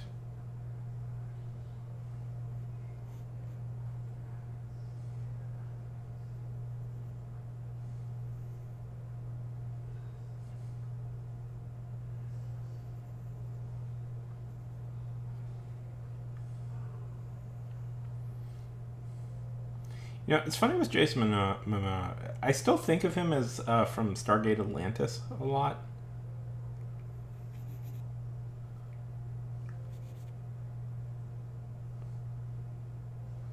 That's where I first met him. That's where I was first. I knew him from there, and I'm like,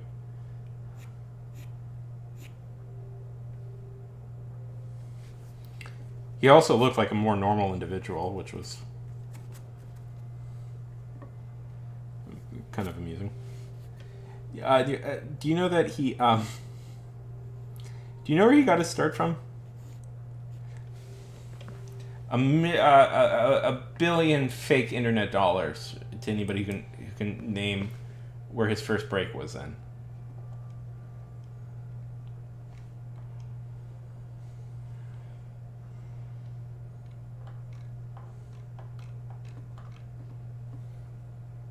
It was. It was. You get a million fake internet dollars. That's worth a million. A million billion poop Sonic coins. And those will go right back up any second now.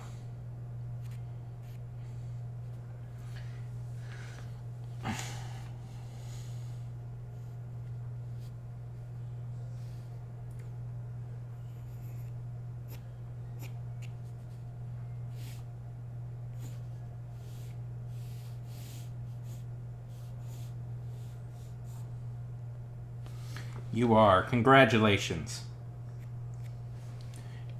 Does your landlord take Sonic Poop coins? If you're curious, they're a cryptocurrency that has pictures of Sonic pooping on them.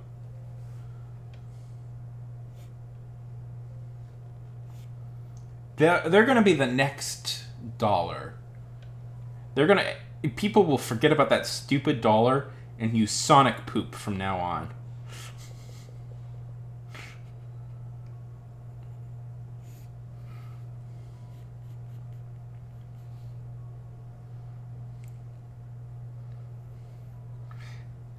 Join the Sonic poop revolution. Don't look at the fact that I own 99.9% of Sonic poop coins. I will not sell out immediately. No. I'm in this for the long haul. Exactly. You mean the color from outer space? Yeah.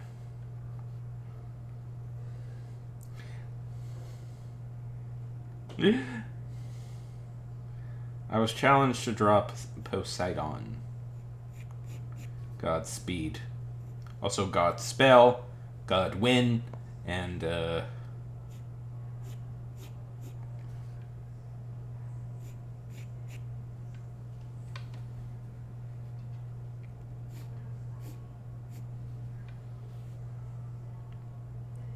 nice.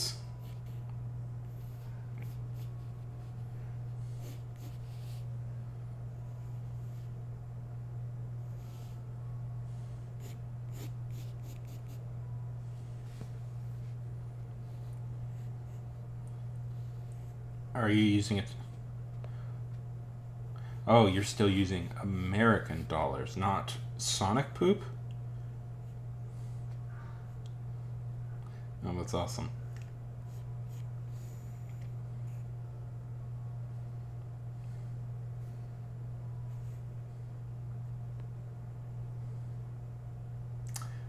Something.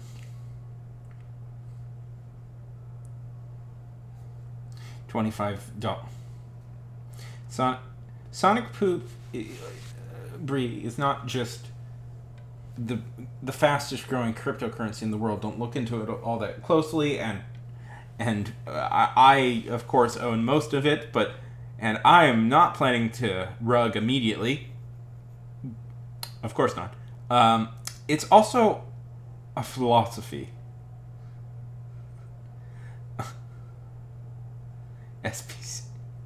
It's also a philosophy. A philosophy.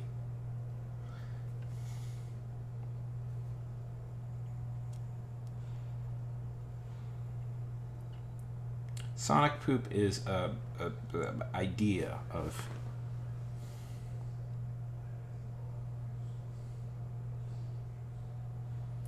hope and, cool.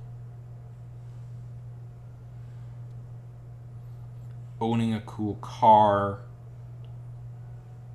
upward mobility, owning a second cool car, dollar reduce. Yes, I think there's like one or two Australians here, and I know for a fact that they call it that. Owning a second cool car.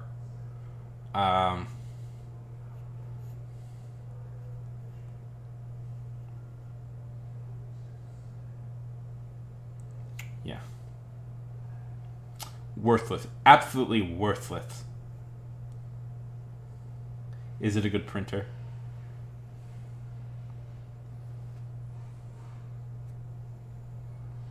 Were you able to successfully print?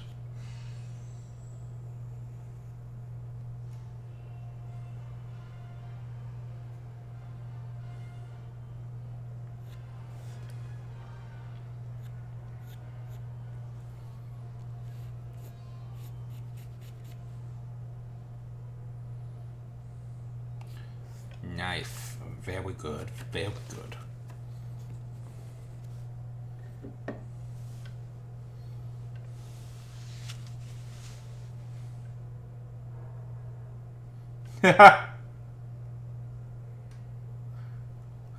but terrible.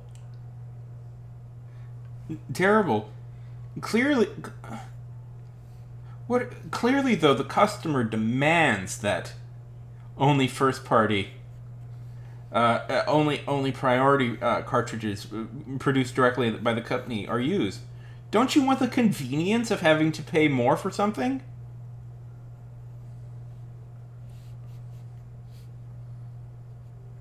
I don't know about you guys, but I love having to pay more for things. It's the American way.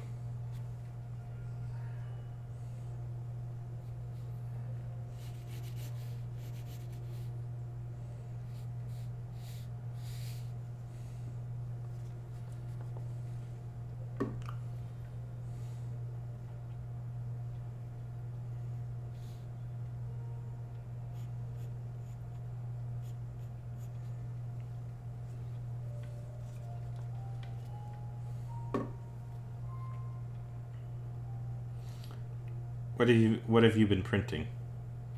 Your Communist Manifesto? Does Terrible stand for Stalinist?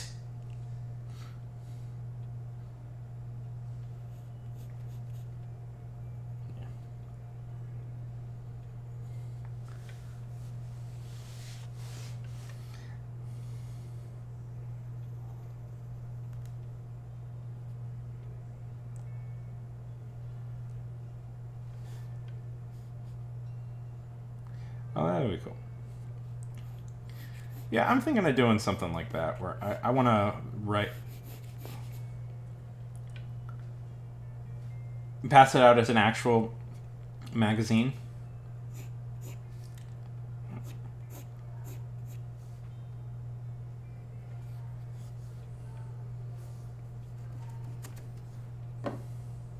That would be cool. I've been thinking about doing something like that with my stuff.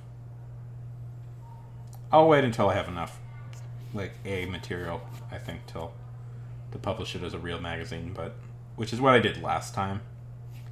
And if you search on Amazon, you'll find, for Camelot Magazine, you'll find my one attempt at doing that, but I think it'd be fun to do that as a regular occurrence. That would be cool, wouldn't it? Post it in, like, have it in a, like, an actual...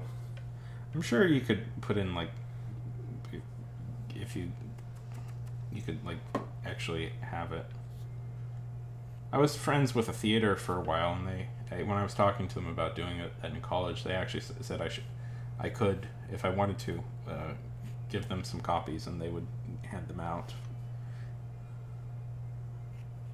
I never did it. I don't know. I have this nervousness. Like, I want people to see my stuff, but I also desperately don't want people to see my stuff.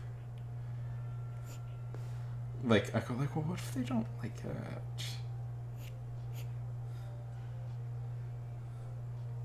Yeah, definitely a mode where it's just like you want people to see your stuff, you want a big audience, but also the last thing in the world I want is an audience of people to see what I do.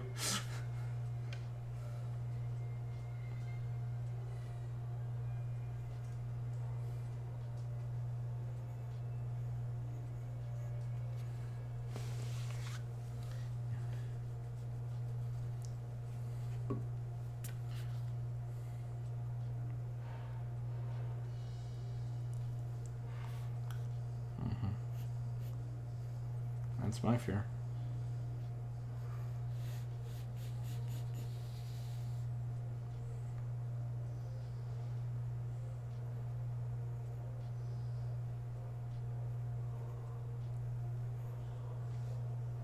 It's part of being an artiste.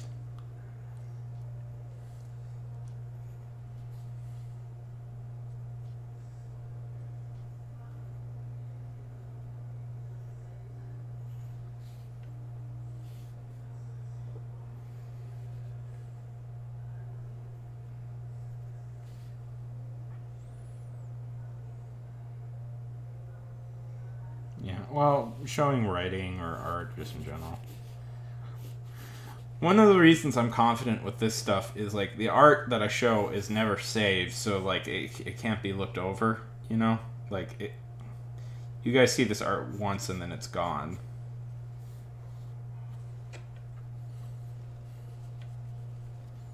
So I can't be judged.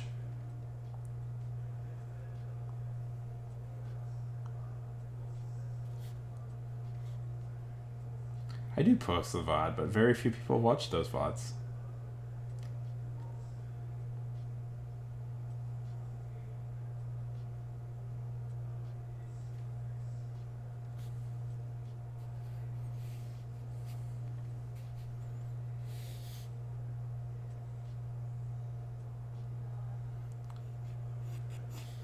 Six.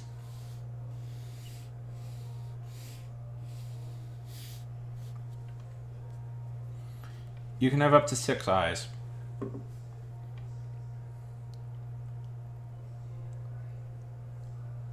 Before it gets weird.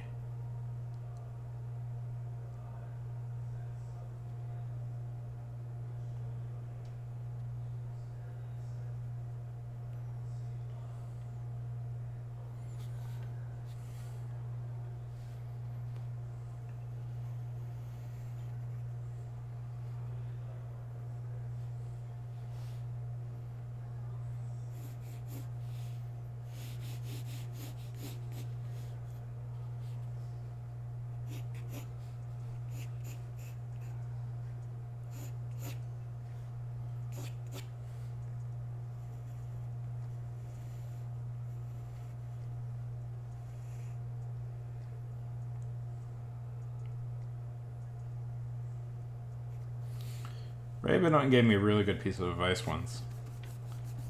He said, you know, instead of like, your goal should be to get as many rejection letters as possible, not to be accepted into places, which I always thought was really good advice.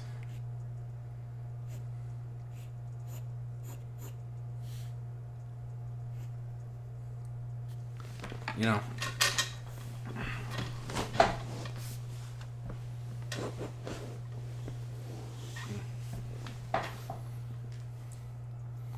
I mean, anytime I apply for a job, it's a scam usually, so.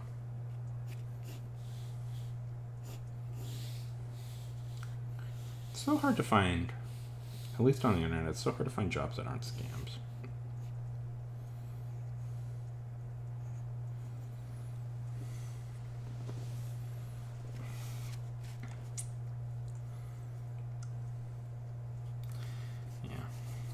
The outside world is scary and unknowable.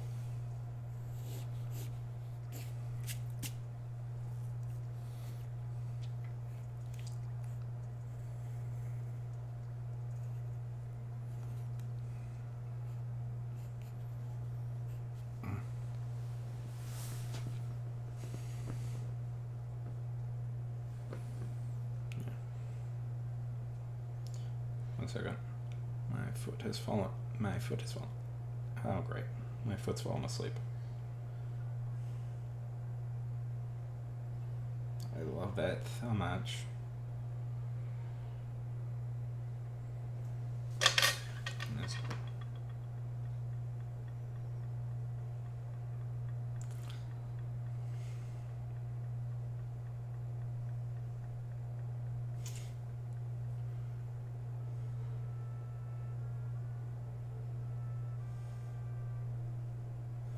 No, it's not a perfect drawing, but I think this is how I would do it. I would have him be more of a beach bum is nowadays.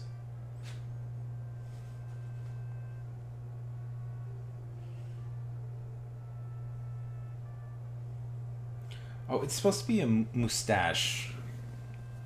It could be a nose ring. I wanted it to be more of like a. I wanted him to have a handlebar mustache.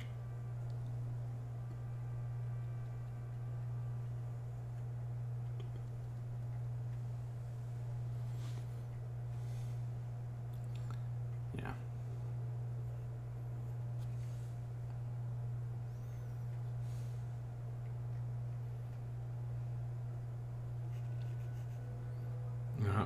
We'll give him a tattoo.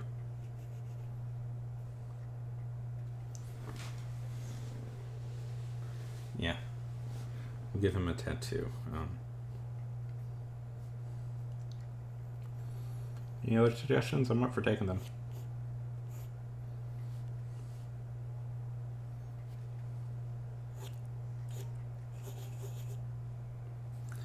And I'm not going to do hands.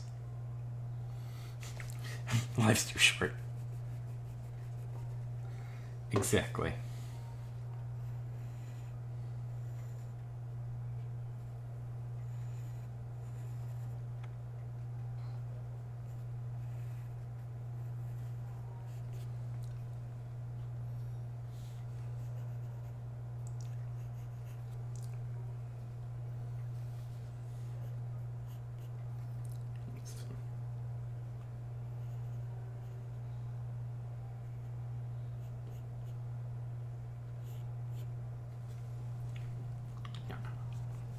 I'll give him an anchor.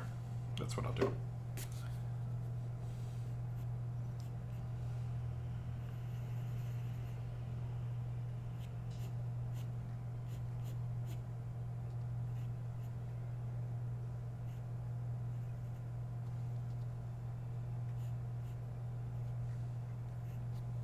There we go.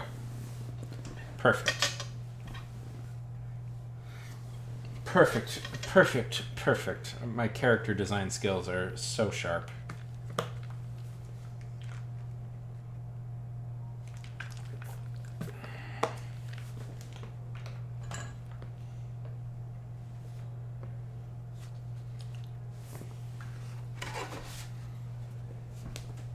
That was actually kind of fun. I had kind of fun doing that. I don't try and create enough characters. Yes. Well, I was just trying to approach it differently, you know.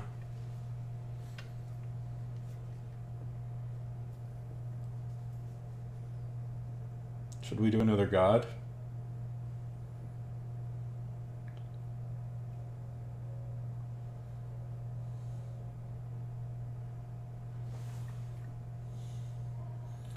Terrible. Have a good sleep well. Yeah, let's do Persephone.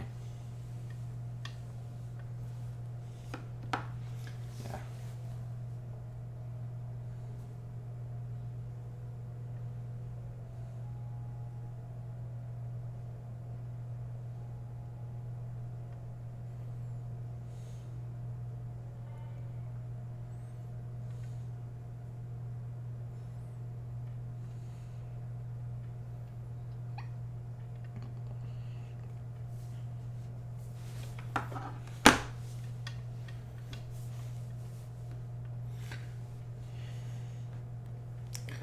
Good night, sweet prince. There we go. That looks a little better.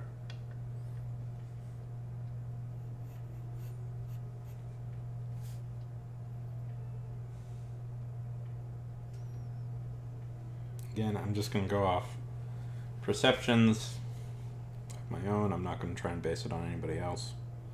Even though that Persephone and Hades webcomic is in my head right now. Did you ever read that? Funk? The Persephone Hades webcomic? Did you ever read that Persephone Hades webcomic that was popular? A lot of people were into that one. It was on Webtoon. It was about... It kind of used a lot of the modern like romance tropes, but applied it to Persephone and Hades. Yeah. Yeah.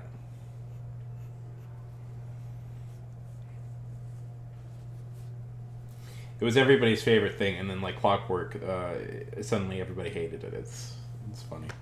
I love the internet. I love how the internet does that. It's so fun.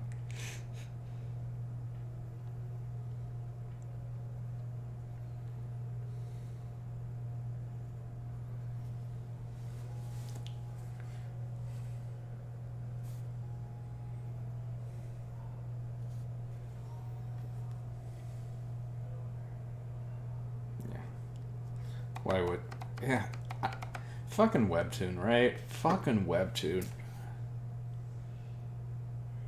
They kind of destroyed...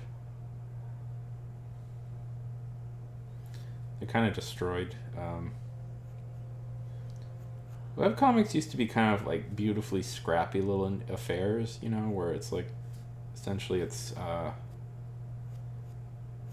you know, just a single person doing their stuff,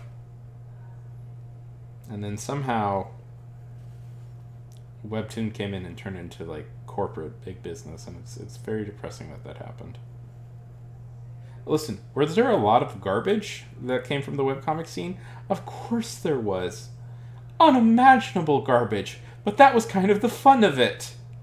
You would have these like beautifully done like professional comics that, you know, you're like, oh, this should just be in stores, and then you have like stuff that like seemingly a person may have been drawing it with like their nostrils, and it was, yeah, exactly.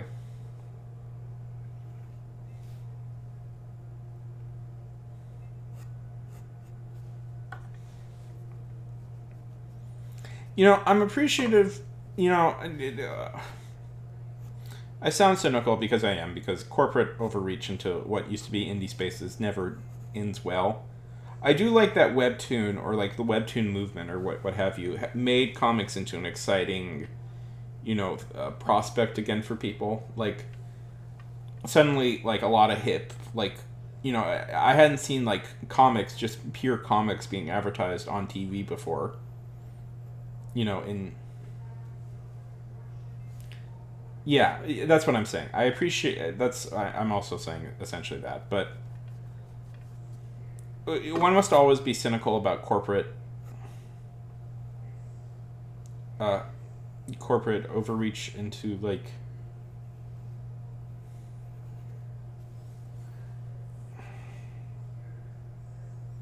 into what used to be independent spaces. I always think that, and people are always too like willing to go like. I always think people tend to be too willing to like go like, wow, that's so cool, corporate. That's so cool. We'll get paid, and we could possibly get big deals. And it's like, don't trust them. Don't trust them. They aren't your friends. They are vipers here to end the world.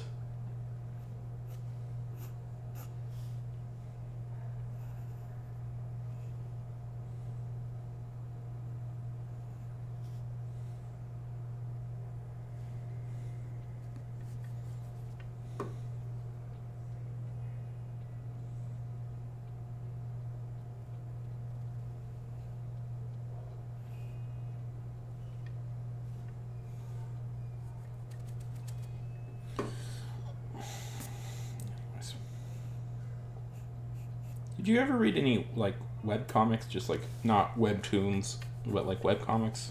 Were you ever into any web comics?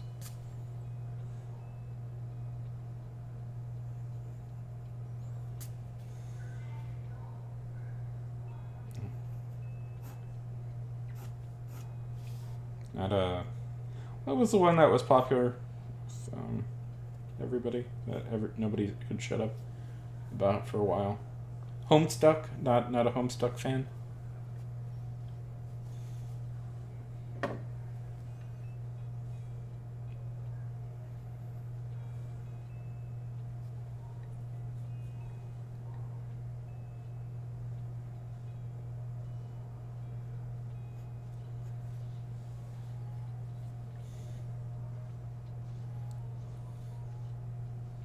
What was it? Did you write cringy fan fiction, or did you just read it? I've told you guys. Have I ever told you about the cringy fan fiction I wrote?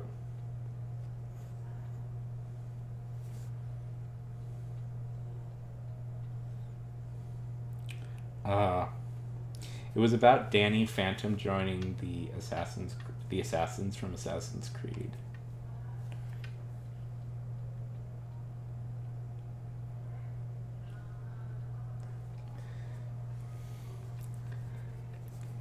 logical sense.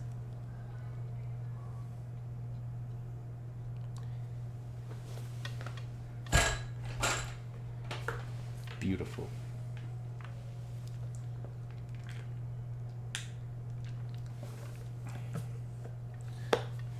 Still up there.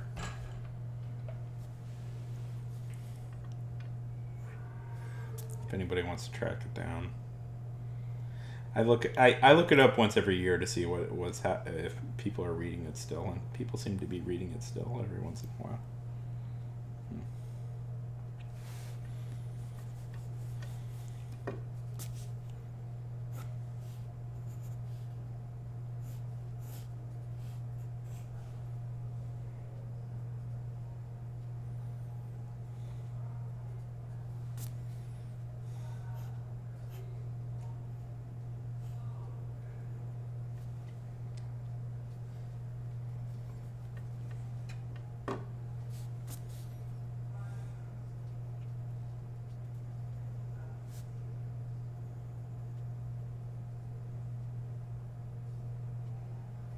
Did you write fan fiction? Like, not published, but did you write it just like, you know?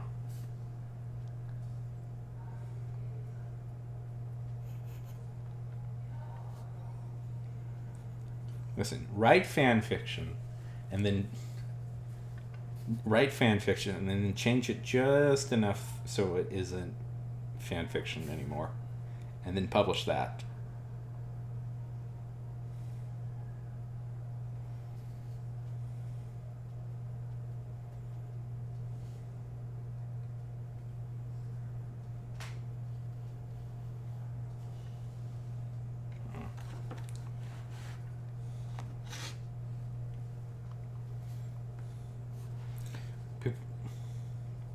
You could be in the same level as the greatest American novel ever made, 50 Shades of Grey.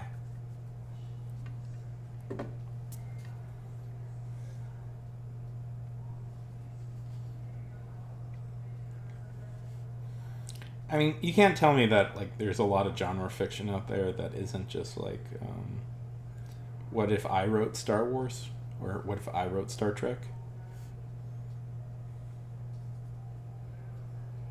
I actually kind of miss that. I wish we did more. I wish more people would just rip off Star Wars again.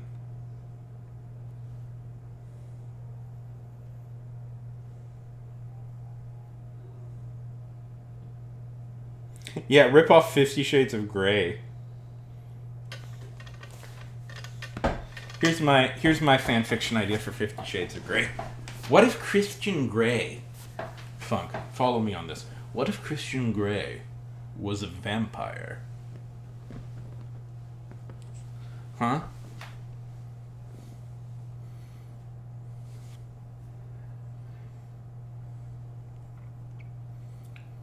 Okay.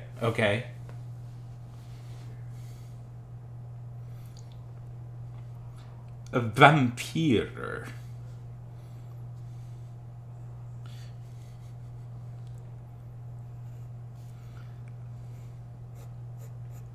That would be funny. Somebody should publish a book and say it's like 50 Shades of Grey but with vampires. Well, obviously Sparkle, Funk, obviously.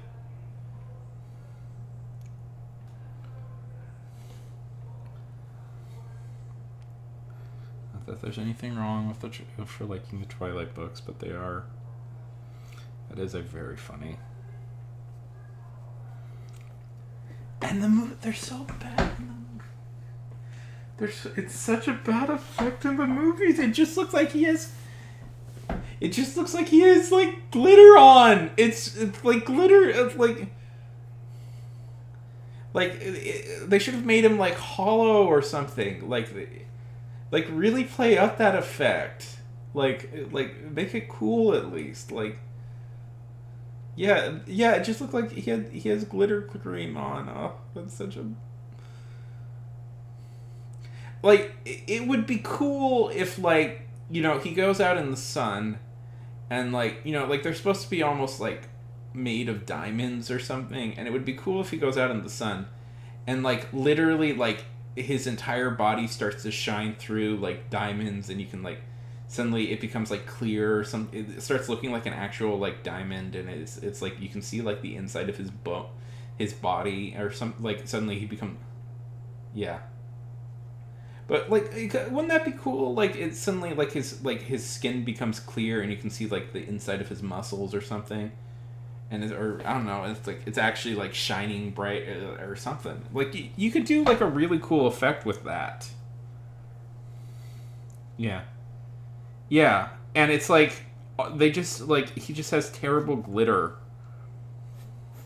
That's one. Listen, it's fine to like that movie, but I will never die on the fact that that is a dumb scene in that movie. I'm sorry. It just is. It's dumb. It's dumb and it looks goofy.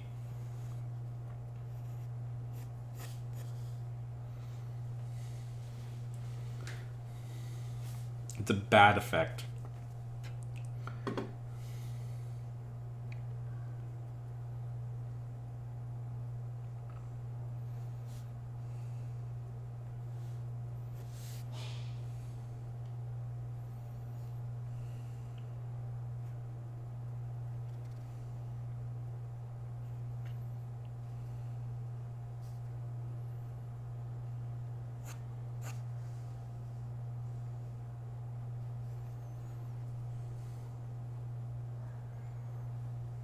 You should.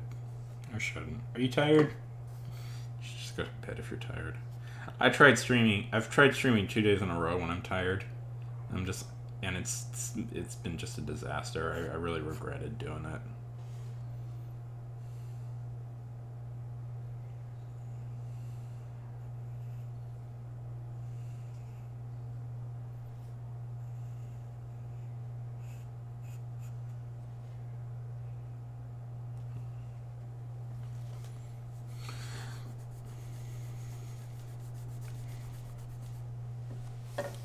Well, if you got the energy, you should.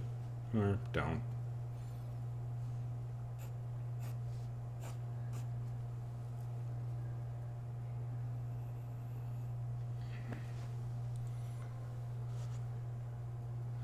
Then you should. You must.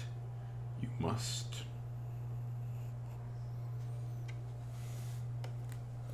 Or don't, but sounds like it would be a good idea.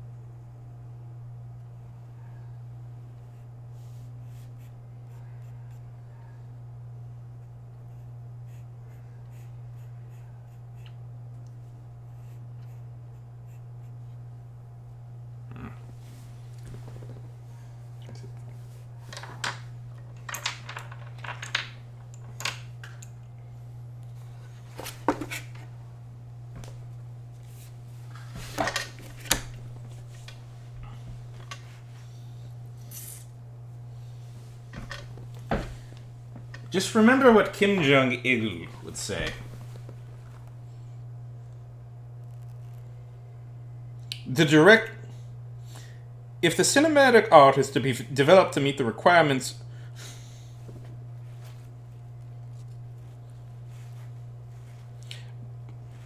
it can be argued that in cinema the actor is the creative artist who holds the key to the honest depiction of the person and his life. Remember, Kim Jong-il said that.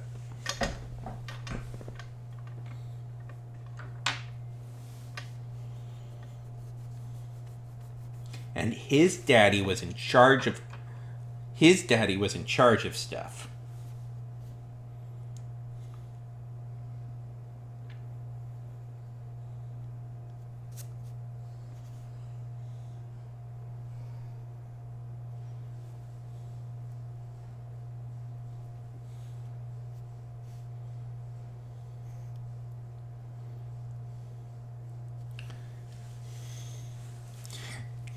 Kim Jong-il.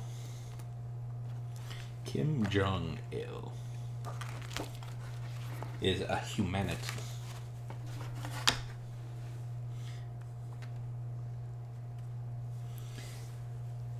Do you know there's a weird... One day I want to go into detail about weird racism that...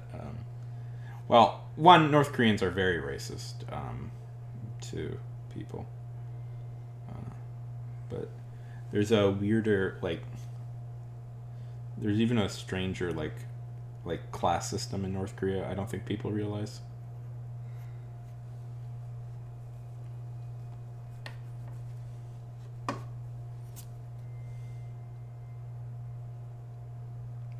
I was thinking about this the other day.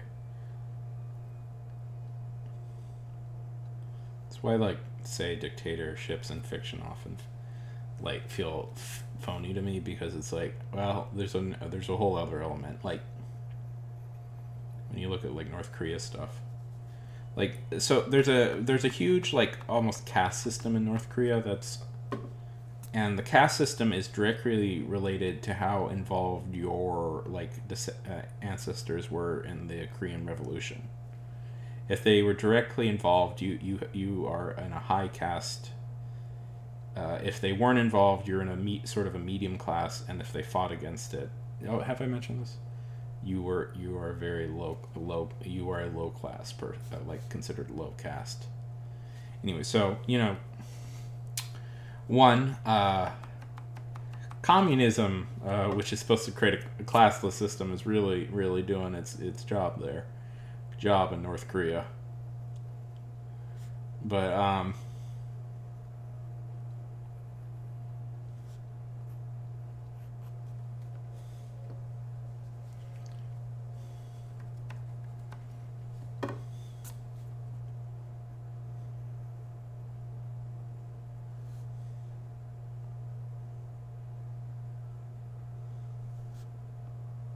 works like a charm.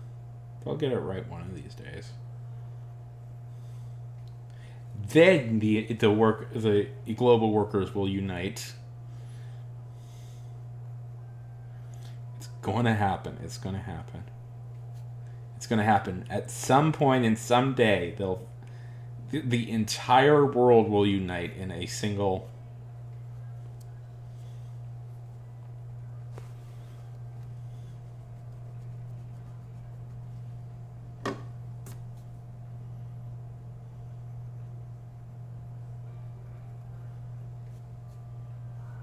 Hasn't happened yet, but it'll happen soon.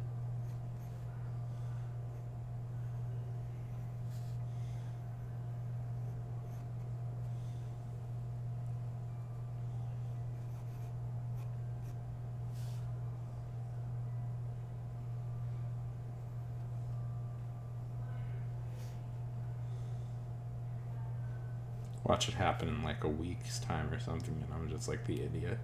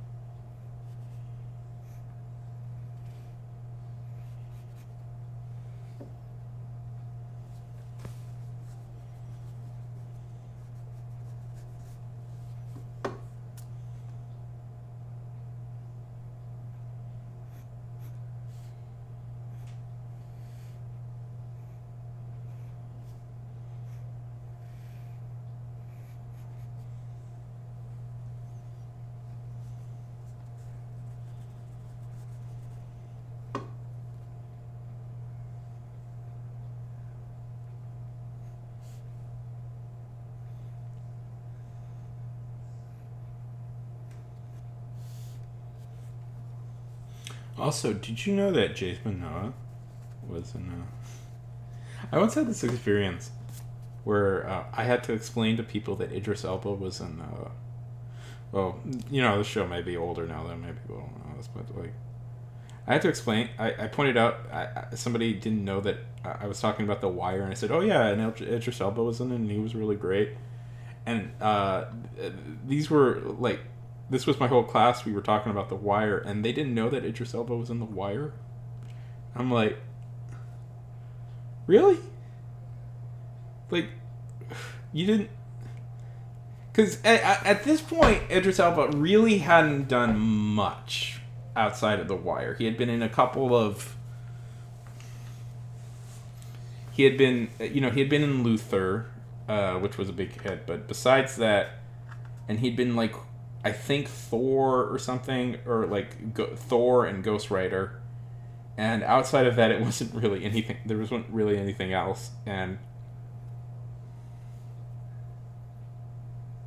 I was, and they were like, and I was like, how do you, where do you? It's like, and it's like I was surprised that like people, because I knew to treat Idris Elba like a big deal because he was in those, but I was surprised that like. Because I hadn't been super duper impressed with his career up to that point. His film career up to that point. And I was just like, really? He's cool now. He finally got a groove going for his movies, but ooh, those early. And, it's always a thing for, like, British actors, when they first. If they have a successful TV show, there's always a weird thing where it's like nobody really knows what to do with them, and then there's there's always the racial element. But I was quite surprised nobody. I don't know. I just thought it was funny that people knew him, like they cared about him out. Anyways. I'm gonna be honest. Yeah. No, it's fine. It's fine. Yeah, but this was even, like, kind of before his office. Like, he was being... I was just surprised people were treating him like a big deal out that didn't know about The Wire. Because, like, outside of The Wire, he hadn't really done much that was impressive. And the fact that these people didn't know that he was in The Wire, and that's why people were fretting about him, I was quite surprised by. Because... His stuff outside of The Wire up to that point was just not very good. He had been in like, and I guess what it was is I was quite surprised, like people were treating him as famous, really, because he had been in like I believe the Ghost Rider he was in that terrible Ghost Rider movie, and. Can't think of much else. Yeah, no, you're not allowed to like him because all you saw him in was The Office.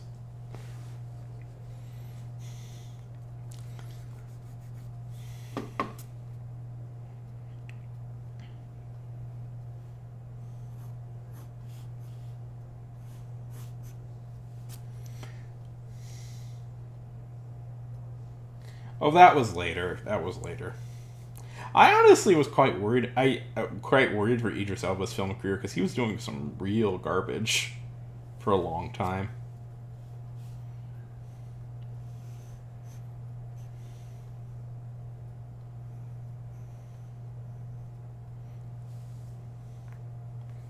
Like, there is enthusiasm and he's a good actor, but he was also like just in terrible movies.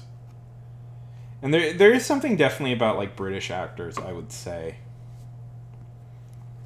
I'm of the belief that British actors are much more willing to do terrible movies than American actors are, I find.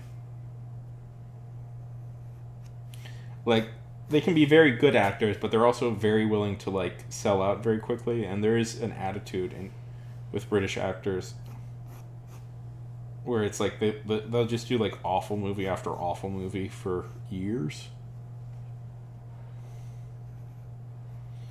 And I kind of think Elba was kind of doing that. What are you talking about? That Dark Tower adaptation was the best adaptation of a Stephen King novel since the Langley years. Or Under the Dome. Oh God, there's a lot of bad Stephen King books out there.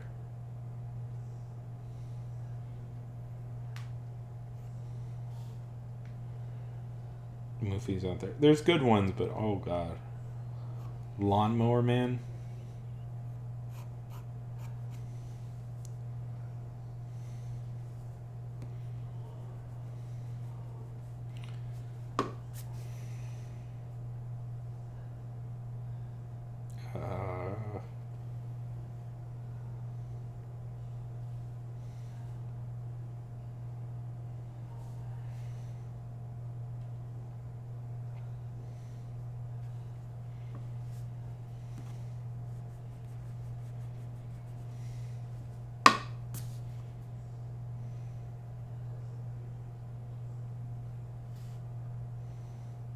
What, you aren't terrified by Lawnmower Man?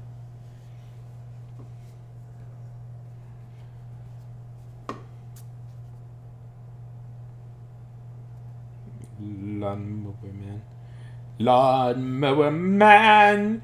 He's a man, but he's also a lawnmower. I know that's not what the movie's actually about.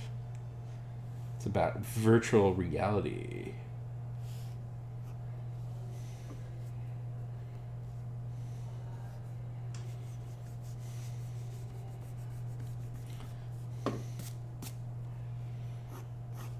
When will, like... That is a fucking terrifying one. Yeah, that's a real good one. Stephen King is a good writer when he wants to be. Or, more accurately, I believe... See, I have this theory about Stephen King. I call it... the Stephen King will write 20 books a year, and one of them will be good.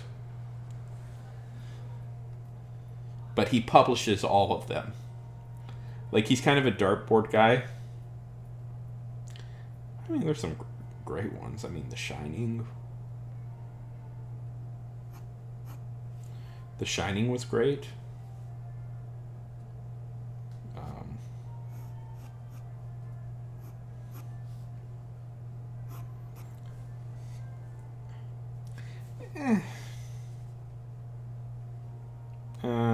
Room gets a lot of it correct. What's Room 1438 with John Cusack? That's a really good movie. That's an underrated one. I always think that's a very underrated Stephen King movie.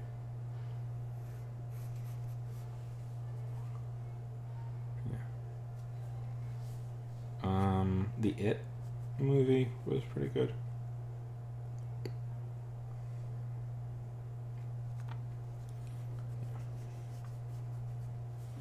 There's a lot of good ones out there.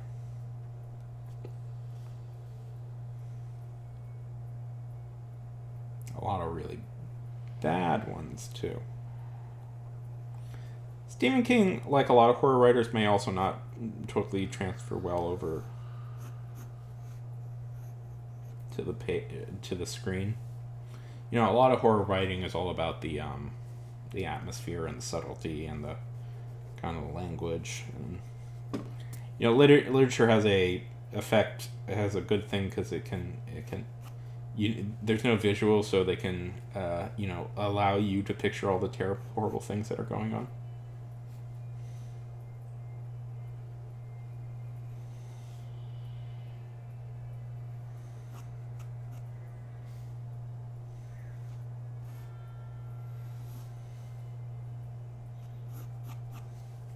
Whereas movies have to actually produce it, which can screw it up sometimes.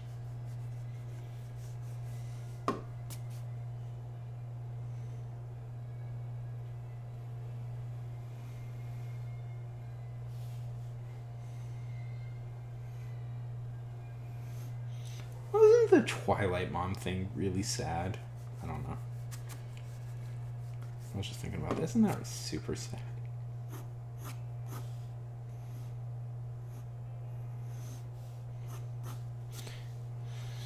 I mean, my favorite Tom look. No, damn it! I'm making the legs too big. I'm doing that. Clamp is getting into my thought processes. Do you know Clamp?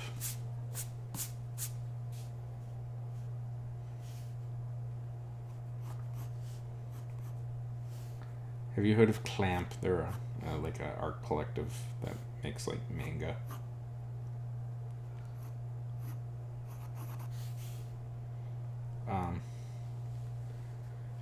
They're Card Captor, I think, is the thing they're most famous for. Anyways, the thing I always know about Clamp is their characters always have really long legs.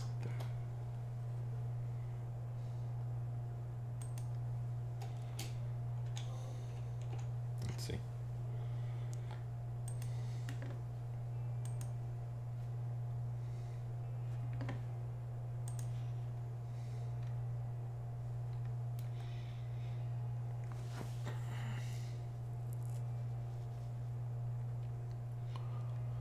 Card Captor, Exoholic, Chobits,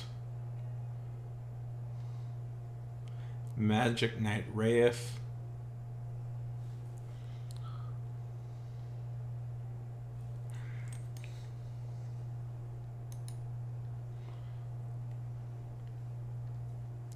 they're very distinctive. You'd recognize them if you saw their style. They have a very distinctive style. But the thing I always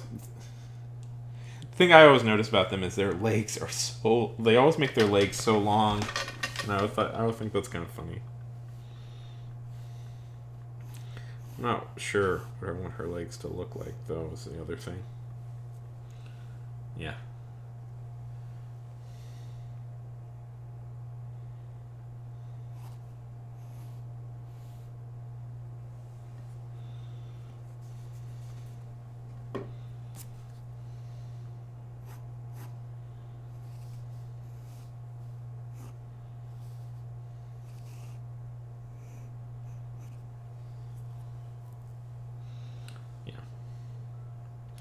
That one, I believe that's the popular one here in the U.S. I mean, that's the marketable one.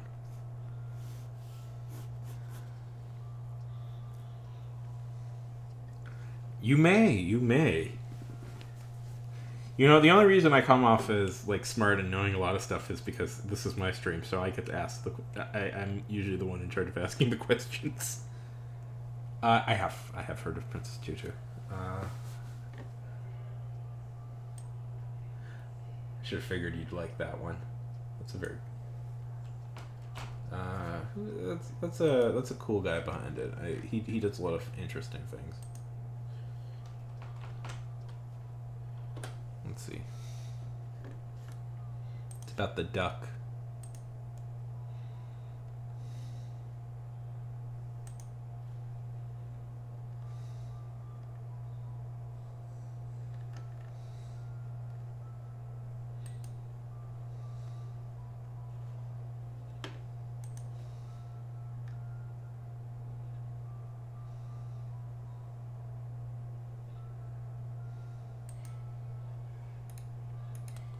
Isn't it?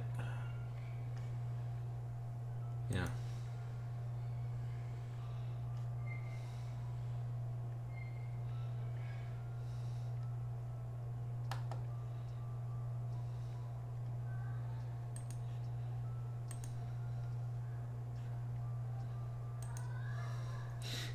Wow, so many Sonic poop coins.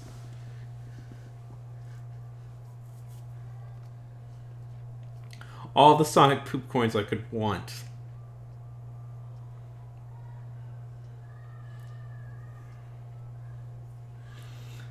Yeah. I mean, that works. Duck is a cute, that's a cute character design. I think that fits, with your whole aesthetic.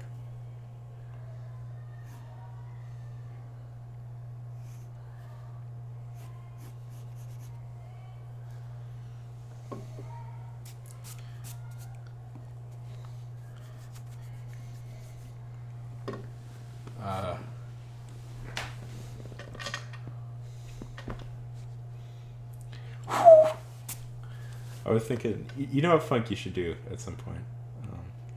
Don't actually do this if you don't want to. But I had the thought. Do you know the writer Dick Francis?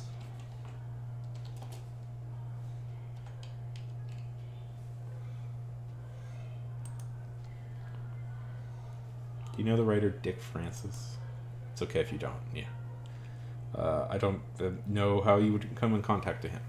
Okay, but Dick Francis was a former jockey who, when he retired from being a jockey, he became a writer, and he wrote like a lot of crime fiction, and his crime fiction was always involved horse racing in some way. I thought you should do that. You should write like a crime. You should write like a detective story about like a dancer solving a crime and related to dancing.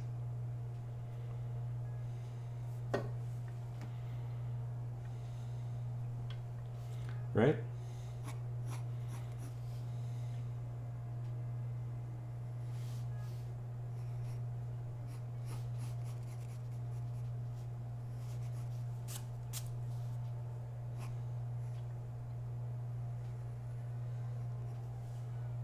People love detective stories. I'd really like to write.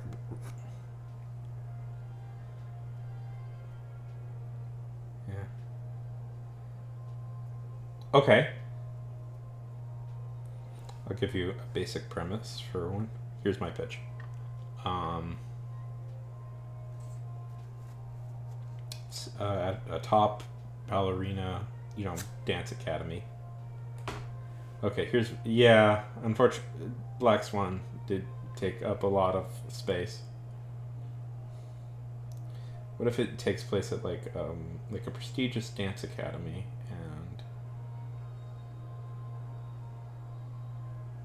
the headmistress, has murdered, and the top suspect is the main character who now must work to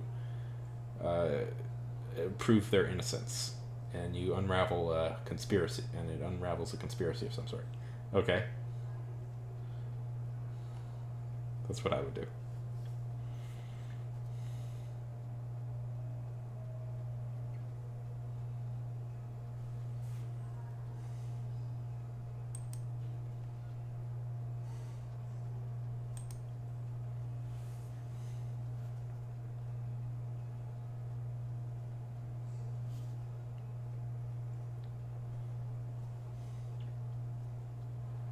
Do it.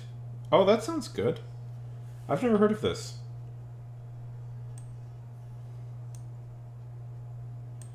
Yeah, no, people would love that. Yeah, that's a good idea. That's creepy as shit.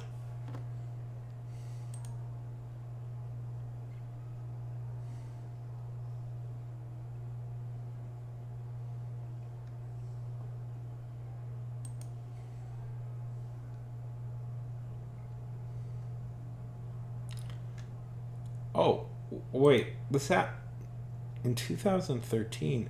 Oh, this is a totally different thing. This happened again in 2013.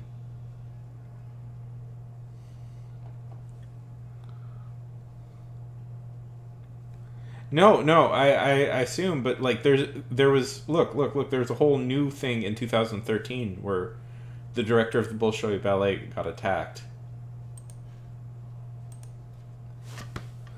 by acid. See, look.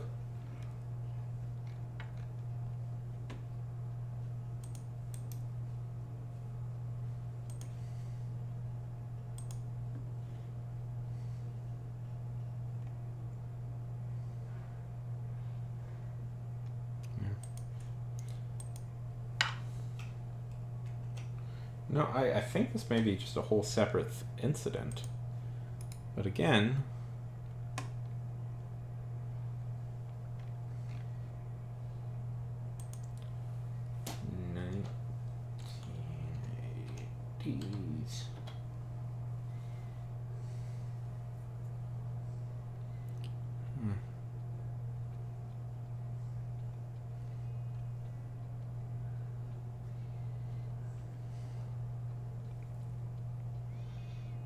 Yeah.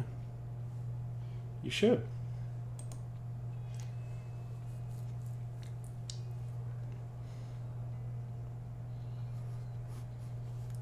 But you have like the perfect. You could do like. Yeah, obviously.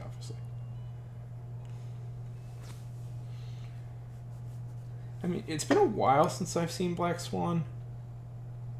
Does it also end in a murder?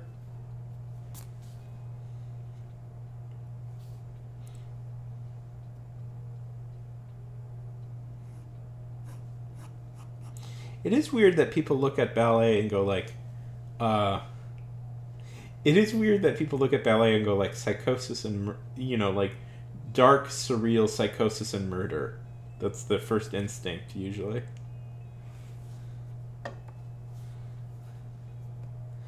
Because have you ever seen Suburbia? Which is the Suburbius?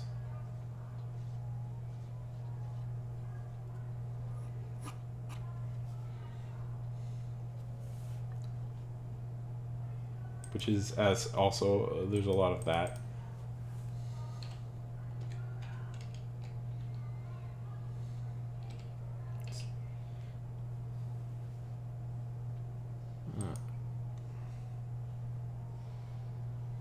Trying to remember whatever.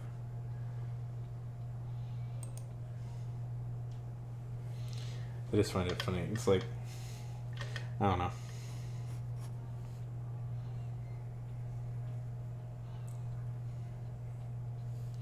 It's about a ballet dancer / private detective. That's what you do.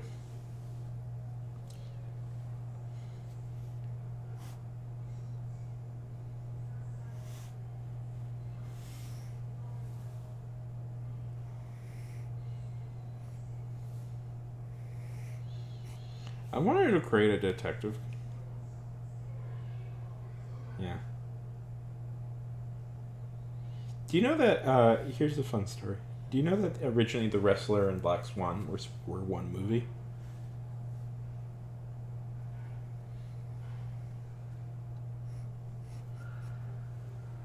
Yeah. It started as a script about a wrestler and a ballerina falling in love, and then he kind of split it off into two separate films.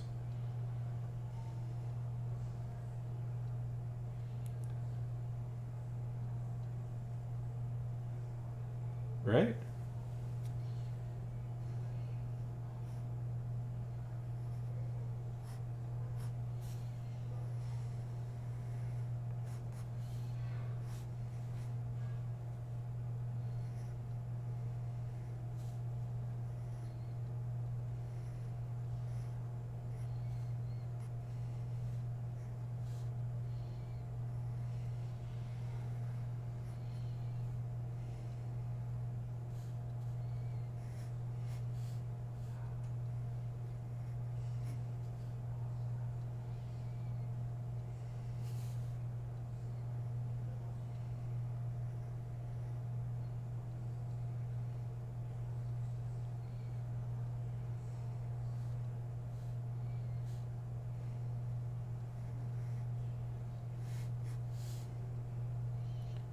Yeah. God. Darren Aronofsky. I don't know what's going on with him lately. He's such a good director, but he's been doing. I don't know. The thing about Aronofsky is he's legitimately he's he's a guy from the '90s, and he makes surreal kind of scary stuff a lot of times, and it just people don't like that style anymore usually.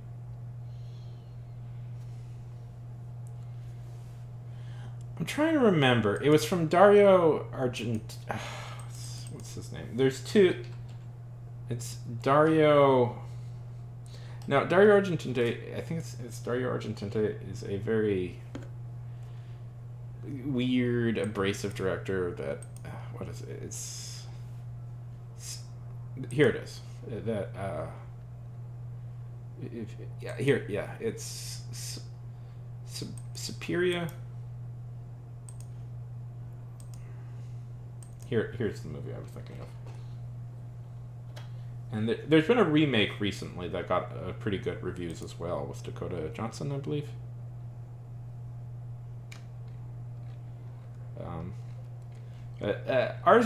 I don't know about Dario Argentinte. He's I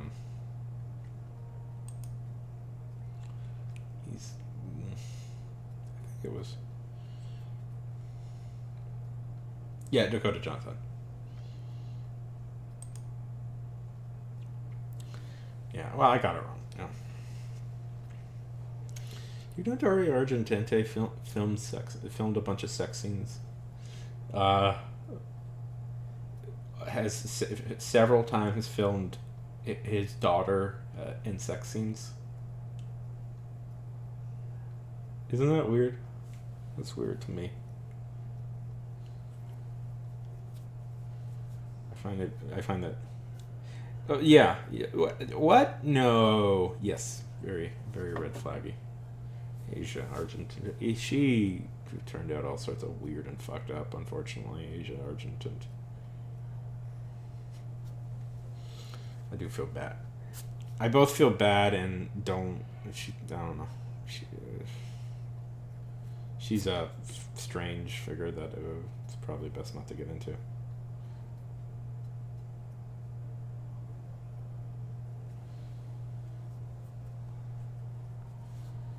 Yeah, it's weird. It's weird. I don't know why a director would do that, but also Dario Argentinte's movies are all about weird sex stuff.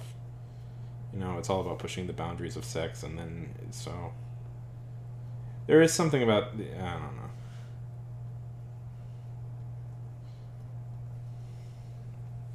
You know, I complain about like people wanting overtly comfortable experiences in movies, and art should be about more than that.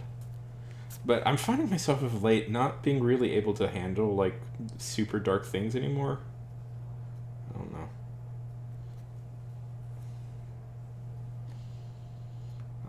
There's like horror like used to be my favorite thing, and then it's like I haven't been able to really handle watching horror anymore. There's just something about it where I just like I leave feeling bad.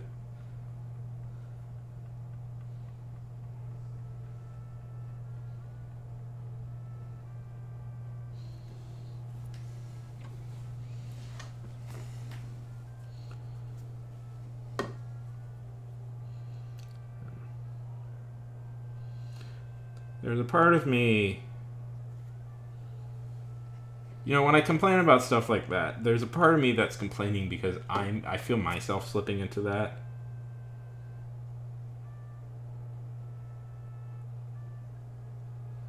Yeah. Yeah, there is something definitely about it where it's like Game of Thrones, like that's so removed. You don't really feel bad at all about all that stuff, but the second you get into like real life, I don't know. Well, doesn't it feel like with like Criminal Minds also, doesn't it feel just, I don't know, I felt all Criminal Minds with a little bit exploitive of things. Like, because, like, real stuff, I mean, you know, people, I mean, Game of Thrones, stuff like not exactly like Game of Thrones, obviously, because it's a fantasy show, but, you know, like, you know, well, you know, like, battles like that and violence like that happened in the past. Like, you know, hundreds of years in the past. We are very far removed from any stuff like that. And, you know, so it doesn't feel real.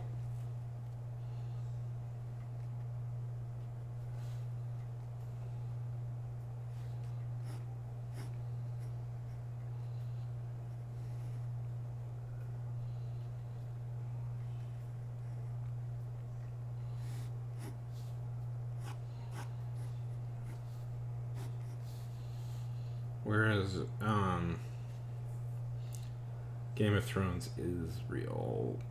Criminal Minds is like, well, you know, people really. It's kind of the sickening feel I feel from like true crime and stuff lately. Yeah. Yeah.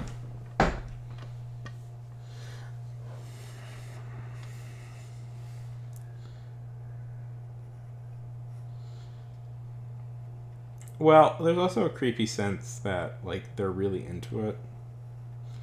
Like with Chernobyl, like one of the things with Chernobyl is like, well, of course you're gonna have to show like people with radiation sickness. You know.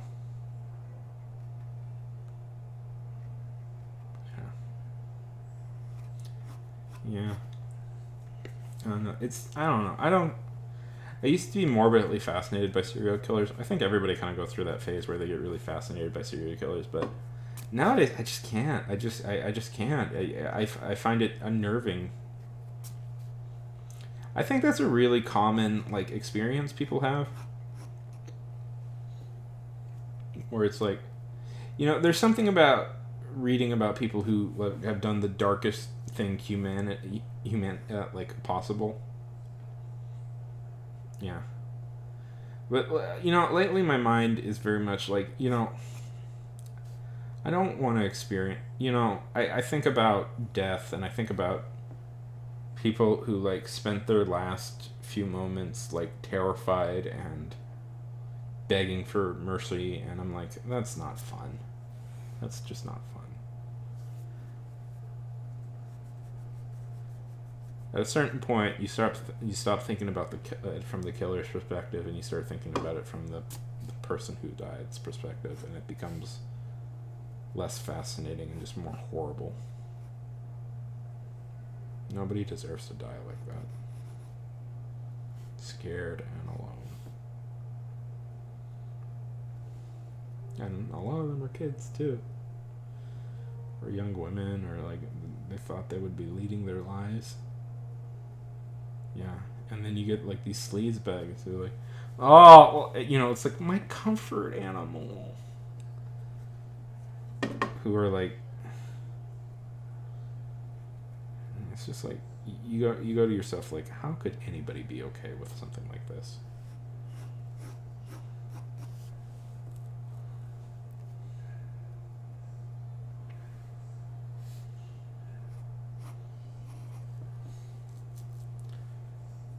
That's a little bit why I've gotten back interested in like say crime fiction and stuff, and like murder mysteries, because it's like I don't want to deal with serial killers anymore. I don't want to hear about serial killers anymore. No, exactly, and it's how they're treated. Like some of these people who like that Jeffrey Dahmer show.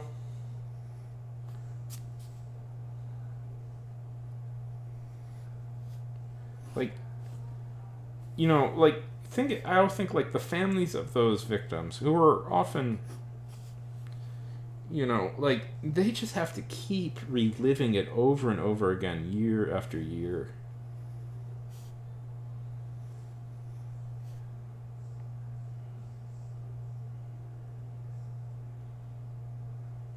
Yeah, there is definitely something with that.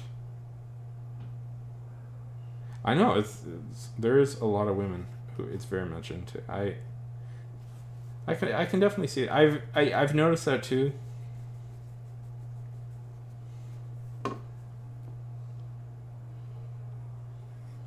I'm just saying, for me, it's just like I don't want to experience that anymore. Yeah. There is definitely also something about like, by watching that, in a way, you reaffirm yourself as still alive. If you it's sort of a there. It's something about. I always think there's something to like, people like, people get really confused why like people really like sad movies and stuff, and there's something about the catharsis of going through like the worst event you can go through, possibly, but without having any of the ramifications. It's like you get to experience that sort of range of emotions, but you don't have to live with the repercussions of that. And there is something very much, I think that's like, it's why people like sad movies or something, where it's just like, you got to experience the highs and lows of life without having to like experience it, live through it, like you get to walk away from it. But there is definitely, you know, it's like there's that, and I think that's good, and I think that's a good thing that art can do for people. But then there is also like you as a person, like exploiting the real life deaths and tragedies of human beings who have gone through maybe the worst thing possible for your entertainment and edification constantly, and like not letting people to emotionally recover from these sort of things, and there is an element of like, you know, one of the things I disliked about true crime is that it's very one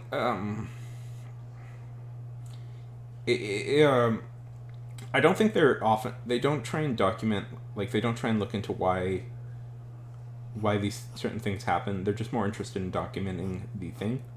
Like it's very much like, ooh, look at that. It's a little bit zoo of like, look at the awful thing. All the time they do that a lot. Yeah. Punisher does that. Like there's a really famous Punisher story where it's maybe one of the single most violent comics ever made, where the Punisher fights dismembers a group of human traffickers, and it's Garth Ennis who wrote it, and you can tell like this was Garth Ennis reading about this and just getting like so mad that he won. It's infamous. It's kind of infamous, where it's just like violent, like Garth Ennis is not afraid to be violent in his comics, but this is like maybe the single most violent he's ever been in his comics, and it's quite fascinating. It is a pretty shocking read. You know, like several character, like arguably the Joker is like a serial killer, but they would never have him, you know, rape a woman. That would be too much. There's, let's see, serial killer superhero. Mr. Zaz is a serial killer. That's a character you don't see adapted ever. Mr. Zaz. Into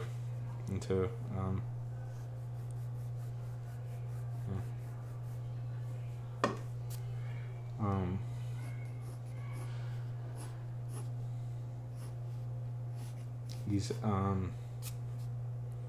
he actually does pop up in Batman Begins very briefly, Mr. Zaz. Yeah, exactly. And if you want dark superheroes, eventually you'll get to serial killers. A lot of them won't do rape, which is good ultimately. I mean, a lot of real life serial killers are rapists. You know, it's a sexual thing mostly. But I don't know. We don't really need. Like, yeah.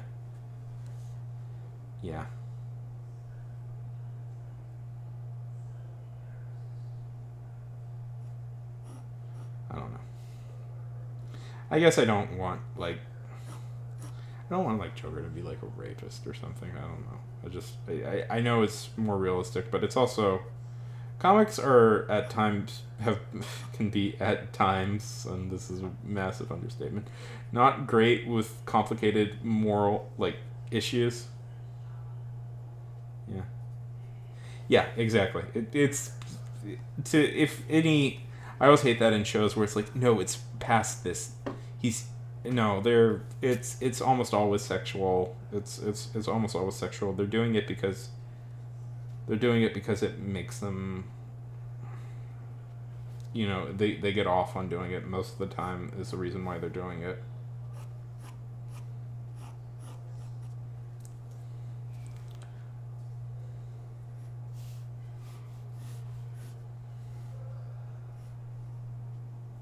Yeah, exactly.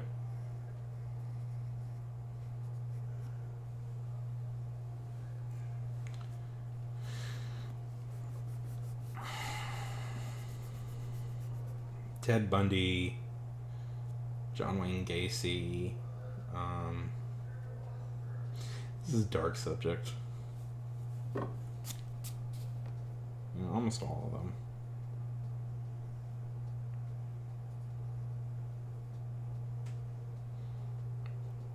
Dahmer was another example of that.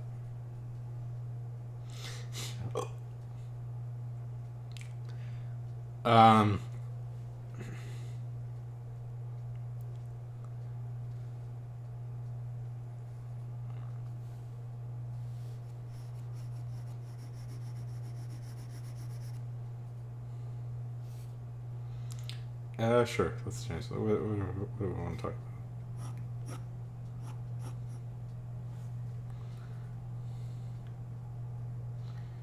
about? Barbie looks good. I'm sincere about that. I think Barbie actually looks pretty good. I like Margot Robbie. I like Greta Gerwig. I was embarrassingly quite into Ryan Gosling as a teenager. Like I thought he was like the coolest dude ever, Ryan Gosling. I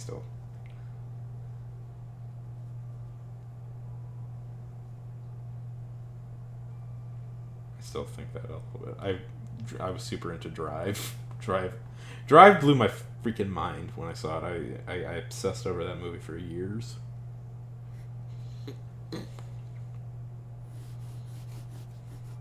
I even like his album. He has a really good album, Ryan Gosling.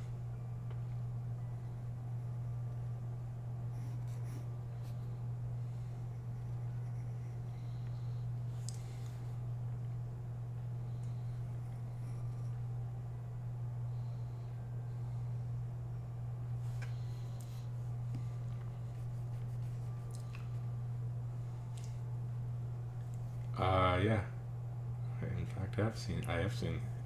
Yeah, he's a good dancer. Did you see the? Should I change my channel points to Sonic poop coins?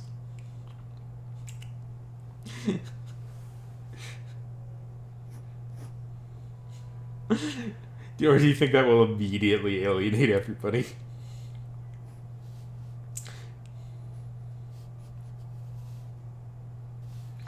Did you see the SNL skit he did where he played the Scarecrow?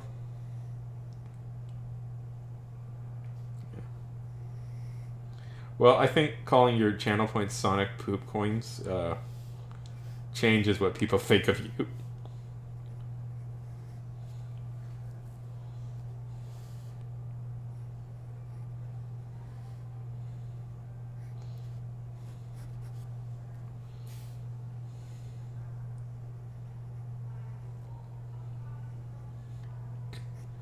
Do you know what so what do you think of Persephone? I don't know where I went with this one. I was just kind of improvising after a certain point. What was I going to say? Thank you. Oh, I'm having fun.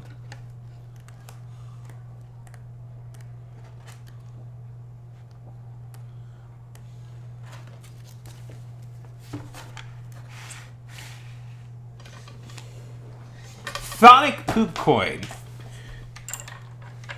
Because it's Sonic, but with poop. You get five Sonic poop coins for 20 Tails P coins. And the Tails P coins are and then there's the stable coin Shadow poop, which is Shadow the Hedgehog's poop, and that's pegged to the euro. €1 for one Shadow the poop coin, and then you can exchange that for.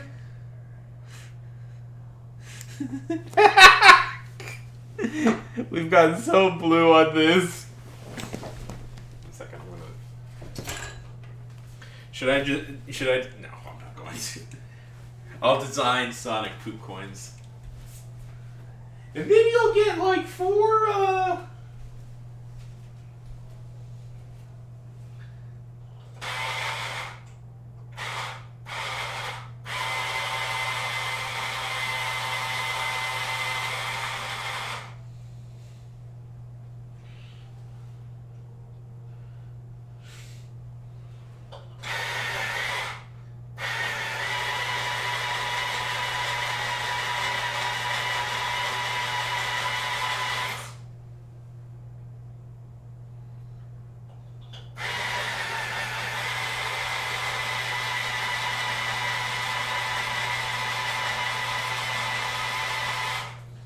wait. Are you saying Funk? Are you saying, Funk, that Capcom won't give me rights to the Sonic to use in my genius cryptocurrency idea? Why wouldn't Capcom just give me all the rights I need?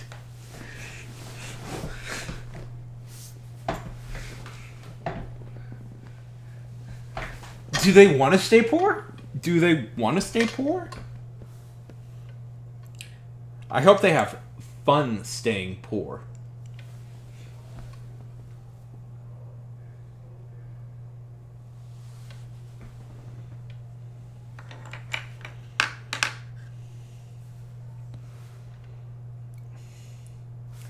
Capcom needs me more than I need them.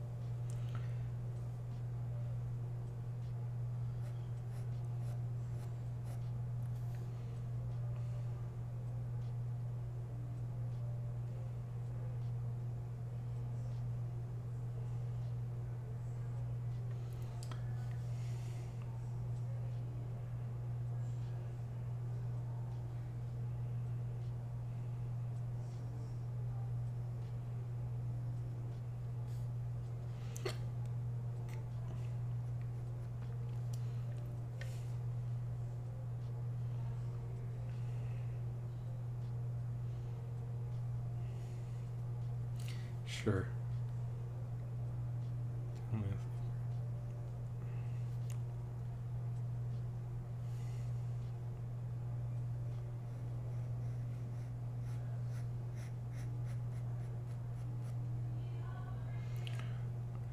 Tell me your secret. Yeah, you should.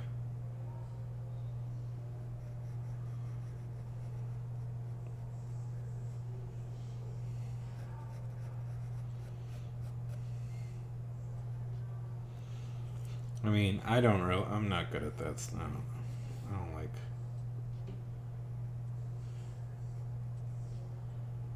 I should just.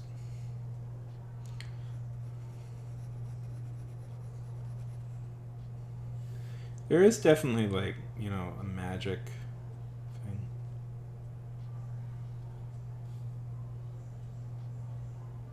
Yeah.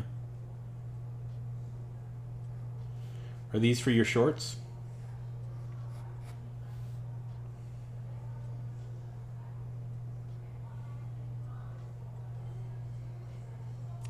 Here's how to make $1 million. Just.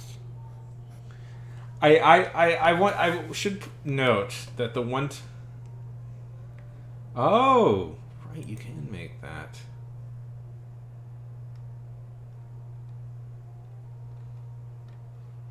Trick.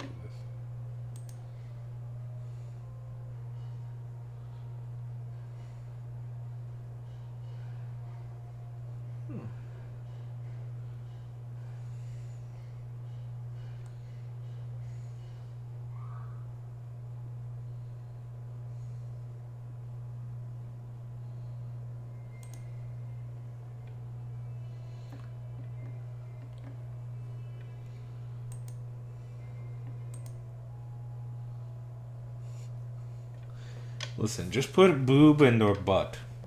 People click on it. That's cool. That hasn't worked on me ever in any context. Yep.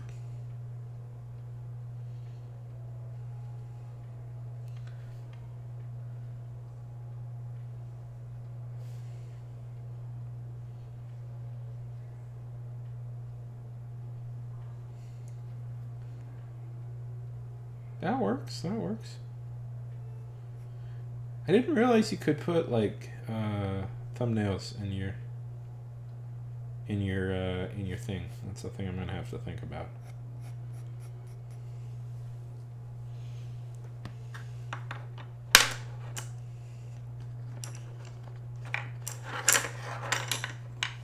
I mean, that's not going to stop me from releasing it, but I'll start thinking about that more in context going forward.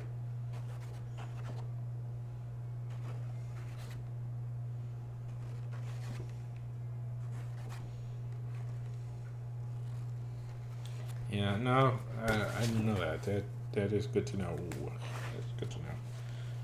Presumably, I'd like to draw them all myself.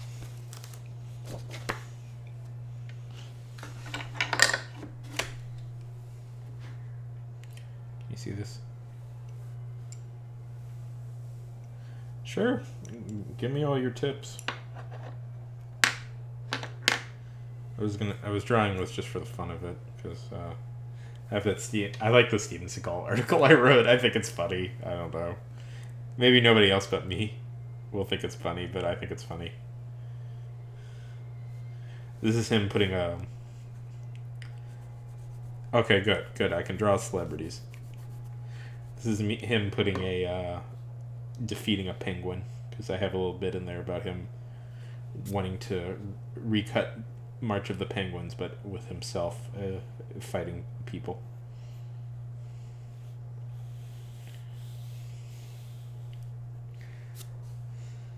Yeah. But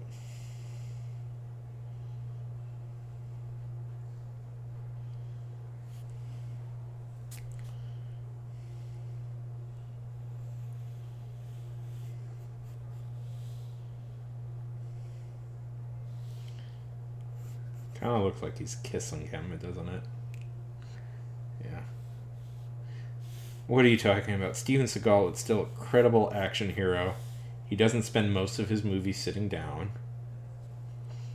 And it's not pathetic. Listen, I wouldn't be so mean to him if he wasn't like a horrible, shitty human being who does like horrible, shitty things to people.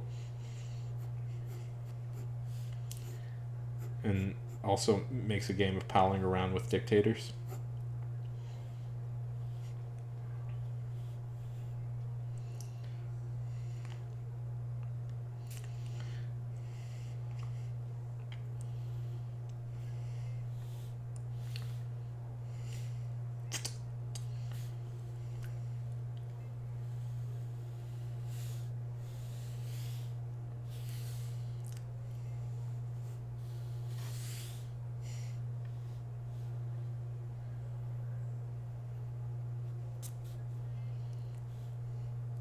No, we love penguins.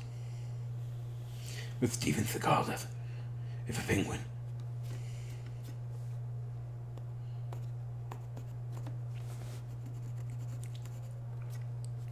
If a penguin gets in the way of Steven Seagal going to the strip club, he will fight it.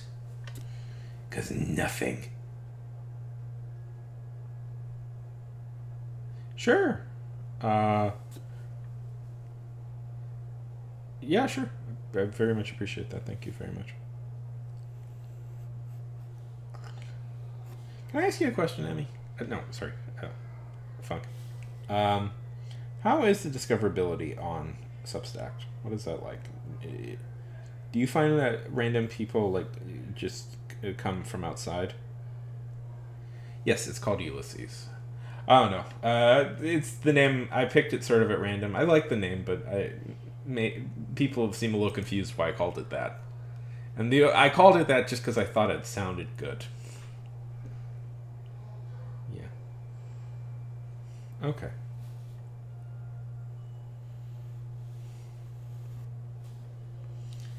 Steven Seagal does not and will not.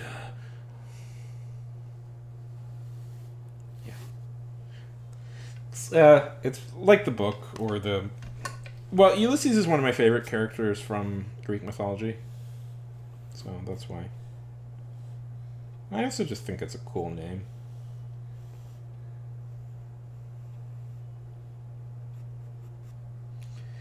Steven Seagal had an idea for a movie once. It's about Genghis Khan, but Genghis Khan really likes sitting in a very comfortable chair. It's very padded, the chair. Yeah, pretty much. It's, you know, it's kind of an excuse to, like, tell longer form stories, but in, like, it won't be apparent right now, because, you know, the only longer form one I'm doing right now is The Elf, but I've got a few other ones I have in mind, which need more development. Right now, there's going to be just a lot of world building, setting up some stuff. Sorry, I can't help. Whenever I get into that, I just like talking like that. I talked like that for all day 2 days ago, where I was just like, and Steven Seagal, he demands that he also gets to eat a very tasty sandwich. The sandwich should be thick in meats. Sure. Thank you. Yeah, there's nothing there yet. I'm deliberately saving it till the end of June, but I very much appreciate that.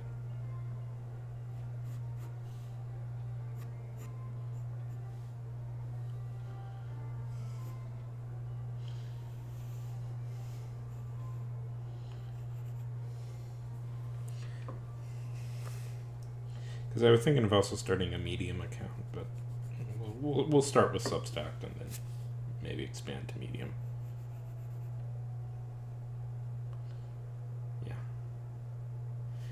Yeah. Tell them it's coming at the end of June.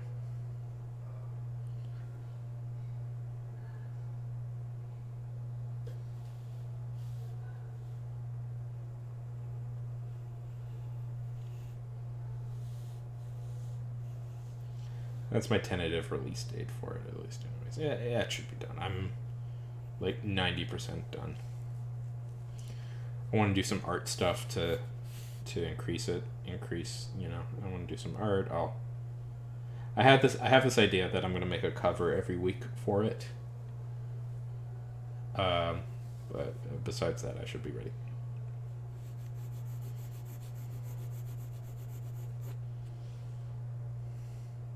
It's also it's also sort of a dumping ground for my ideas that I've had for a while that I've just never got a chance to do.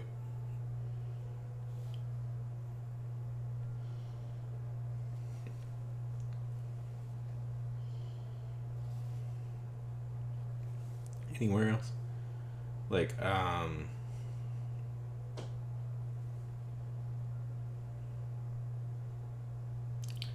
also got well, we'll see.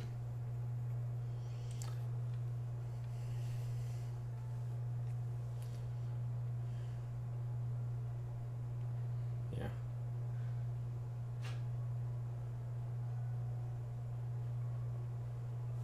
That's good to know.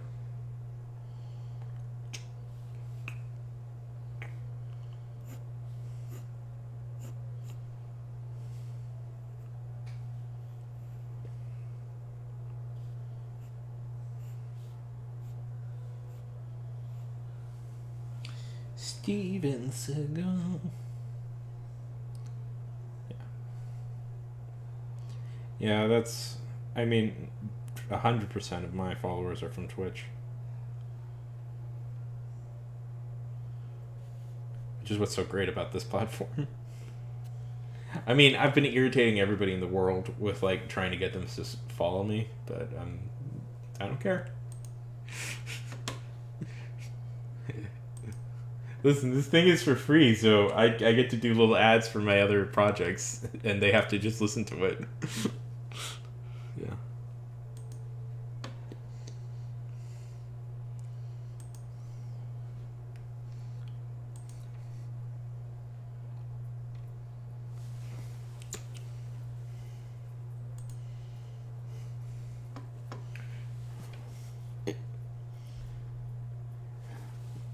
I want to do like a 12-hour stream to promote it when it officially comes out. I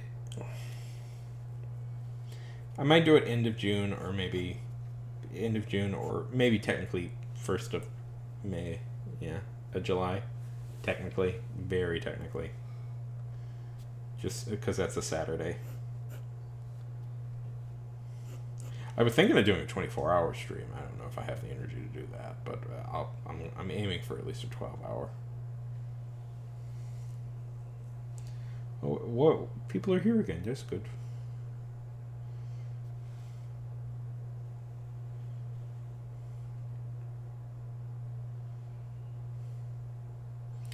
Have you ever done a 12? I did one 24-hour stream once. That was a fucking nightmare. Oh my god, I was so tired by the end of it. Yeah. Yeah. I did it once. I did a 24-hour stream once. I took yeah. I took several naps during it. Like I would just turn off the stream and sleep for like 2 or 3 hours.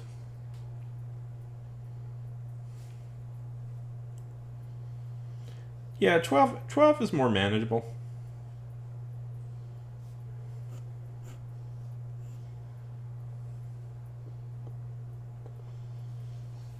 12 is much more manageable. I mean, I've done like 6 or 8 hour streams by accident, so 12 is it's not super hard if you really want to do it. There was a time where I was doing 12 hours every weekend. Like that would be my Saturday would be a 12-hour stream. Fuck, if I ever do a 12-hour stream, please make sure to show up. Please make sure to show up. Oh my god. Because sometimes when you do a 12-hour stream, what that means to people is that they know you have to stay there forever. So they'll just chat obsessively about you, about like the most minute of detail, and it can get very you don't have to, obviously you don't have to, but it just like be good. It can, oh my god, it can just kill. Because they know you're there. They know you're there for a certain amount of time, and oh boy, they like to use it.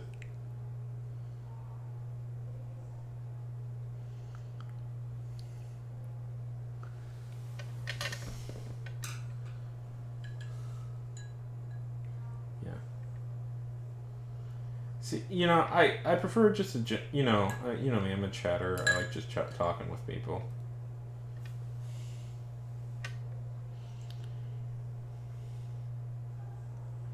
But I don't know. So the thing about it is, like, I always feel that this stream lives or dies on the conversation that we can have here. And if one person starts dominating the conversation and will just, like, send paragraphs long things about all the stuff they're doing, and you try and respond to them, and they just refuse to listen to you, and they just go into things, it kind of kills the stream dead, and like there's just nothing there's nothing I can do when somebody does that. It's just a non, all you do is you turn into like a yeah, yeah, And sure, I'm sure I've been. Some people have thought that about me, but it's very. Should I? I know I've heard of it. I've never actually played it.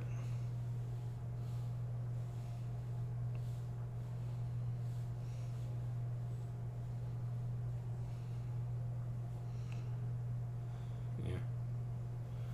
That sounds good. I should just probably like pick a game or something and play that. Minecraft. What if I played Minecraft?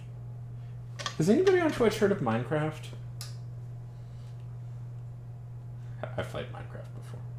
A GeoGet. Yeah, I don't know. I've tried it once or twice. I struggle with it.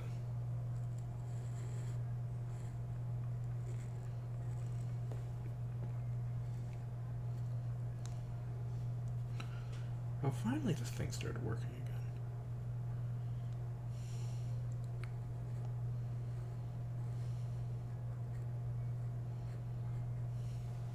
again.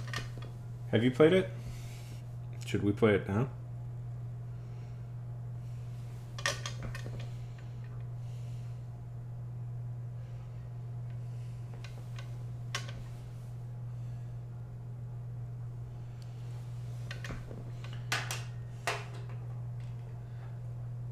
Yeah. Did you guess any plays? I've seen those videos of like people who can like do it like in 1 second.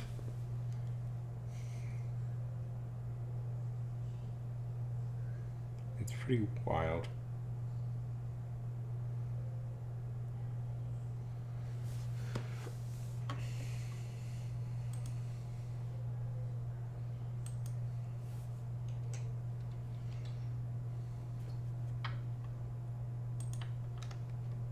Oh, what?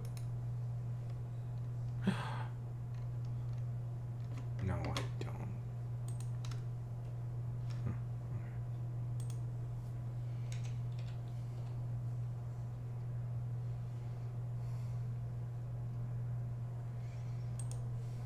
Okay, let's see.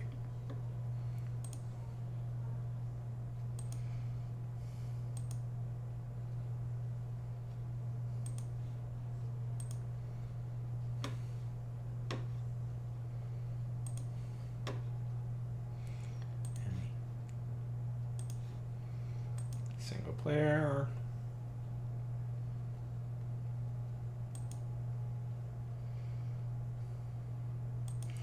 Okay, let's do this.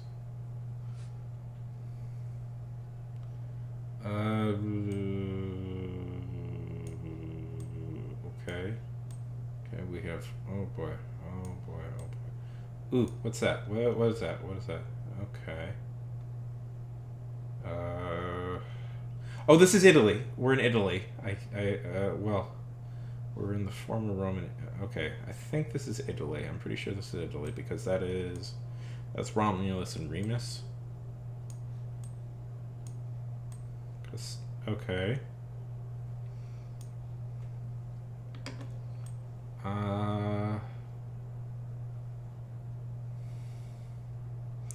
De interchangeable. Yeah, okay, this is definitely Italy. So we are in Italy somewhere.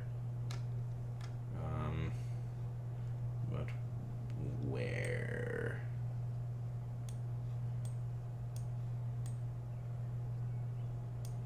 Produce Germania? What the fuck does that mean?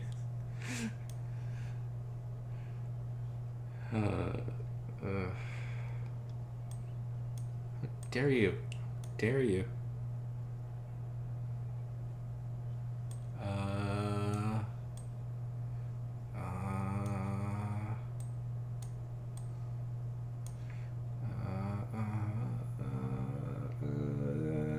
This doesn't look like Rome. I've been to Rome. Okay, but we're gonna guess Rome. Oh, damn it. Oh, it was Bucharest. How can I be so stupid? There was a thing that said Bucharest.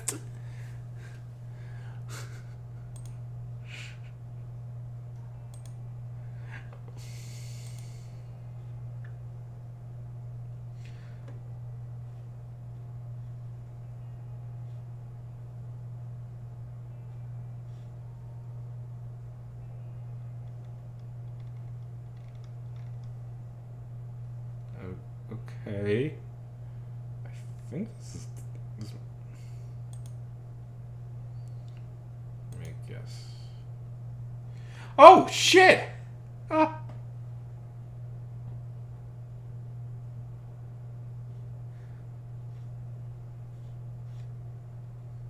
Oh, yeah, this is Piccadilly Circus. This is quite famous. I got the place, I guess not the time. Next round. Oh. Okay. Wow. These are real famous ones.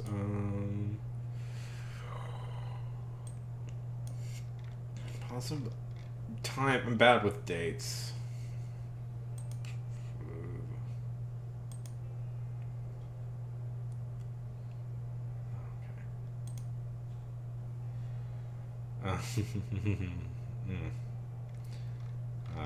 So that is. I'm gonna guess that this is Germany.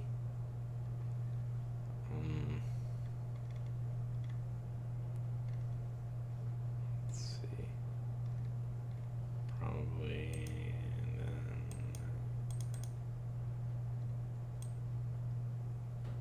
probably 1940. Oh, shit.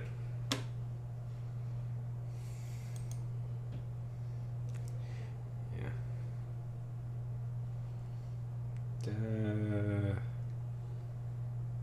Okay, so this is also in Germany. Somewhere. Let's go. I think possibly this is in Berlin in the 60s, if I'm... No, I was off. Yeah. Well, I was right that it was Germany. Okay, this is New York. That's New York. That's very obviously New York City. That's it's very obviously New York City, but when is it? This looks...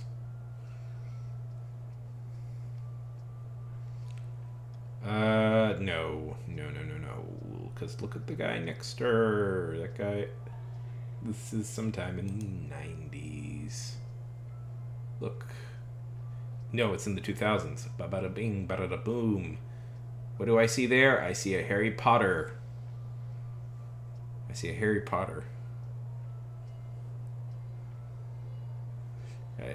I see this guy. He has a hat. I am okay. Oh, in fact, okay. That is. I believe that is the. Let's see. Harry Potter poster. I think we can get an exact year. Harry Potter poster. I think it's the second one. Let's see. Harry Potter, by the way, has terrible posters. I will not let go of that. It has very bad looking posters.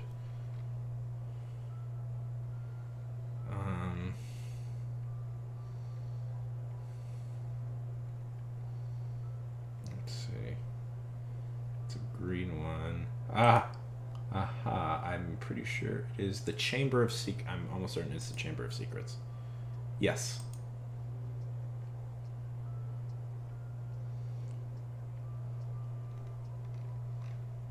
Almost certain it's Chamber of Secrets.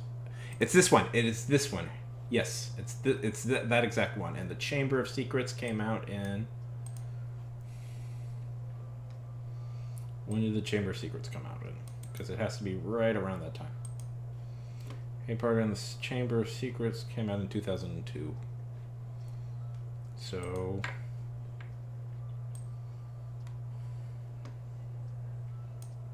Make a guess. I was off by... Oh, damn it. Oh, yeah. Damn it. I was really... No, but that's the... Look, look at this poster. Oh, whatever.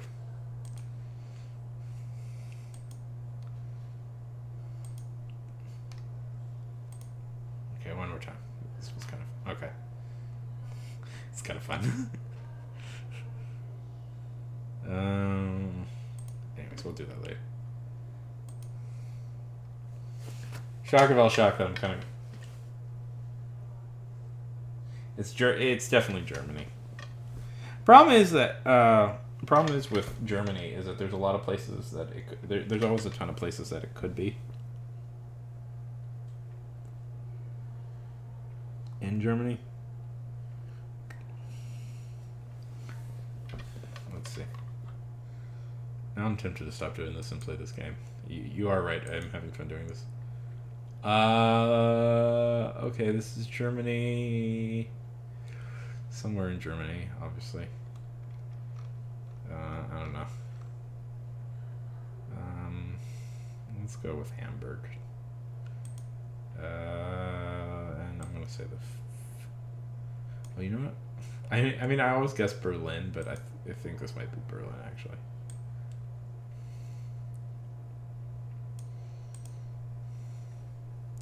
40. Oh, I was right. Wow, I was right. I was right. It was in. I was right that it was in Germany, in Berlin, but I was wrong about where.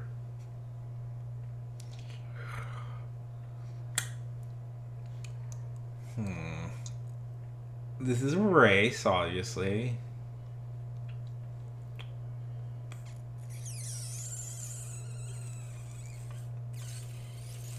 Oh, if only Lizard was here, I'm sure Lizard could identify this immediately. I think this is Italy. I'm pretty sure this is I have a suspicion this might be the Le Mans. I don't know what year, but.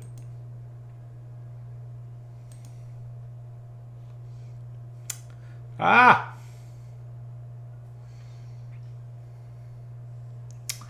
Would you look at that?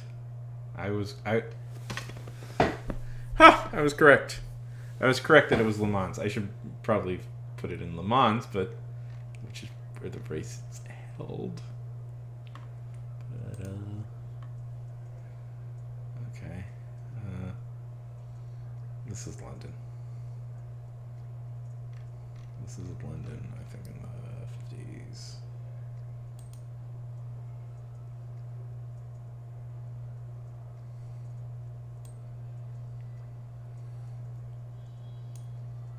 I might be wrong. Ah, oh, that was dumb. Time guesser. I don't know. Let's see. I think that's the hint. Yeah. Okay. This is at a Hillary Clinton campaign. This is when Hillary was running against Trump. So it's in the U.S. somewhere.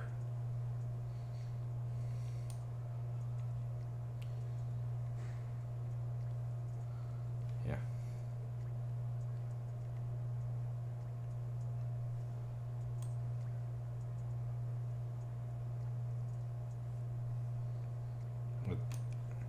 I have no fucking idea where it is. I'm sure this is a, or this is yeah, that's something. You're right. Okay. Let's see. What's this guy? Pipe Masters.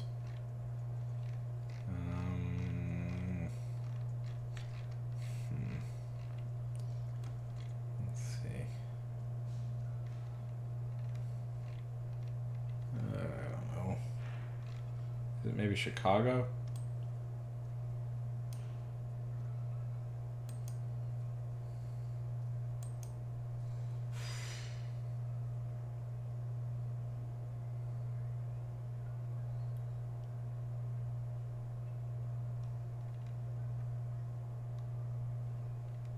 Oh, it's in Alaska.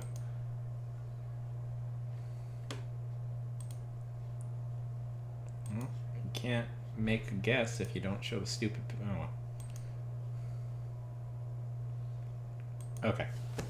Okay, back to art. Turns out I'm pretty good at that game.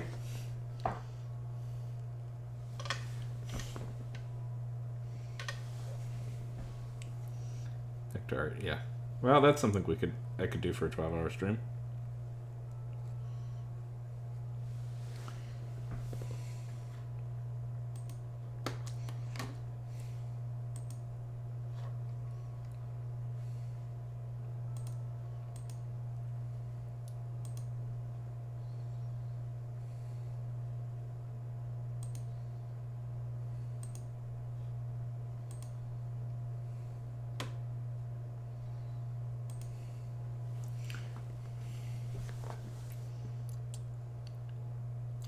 I mean, I'm sure I could beat my score.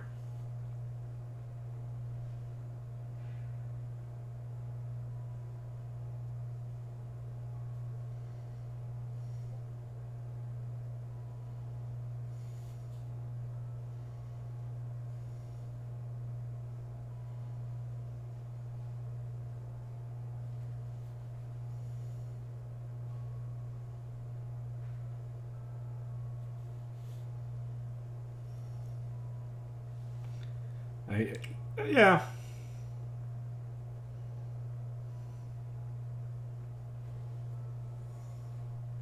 Should be noted, I got several of them. Was just looking at it right away.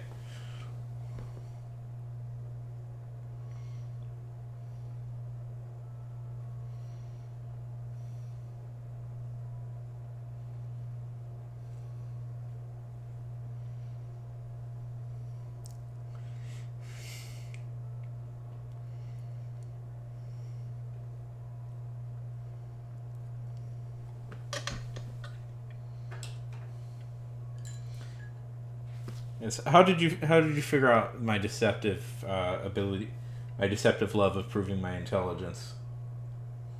Oh boy, what is this? Boy, that's really it's coming out black when I paint it. It's just weird. It dries dark, which is good.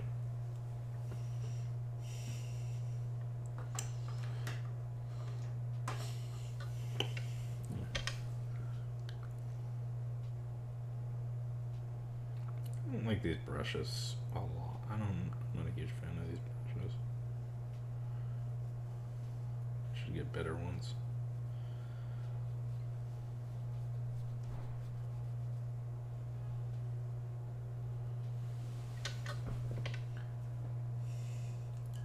Just natural intuition about me. That my whole life is a desperate plea for people to say I'm smart.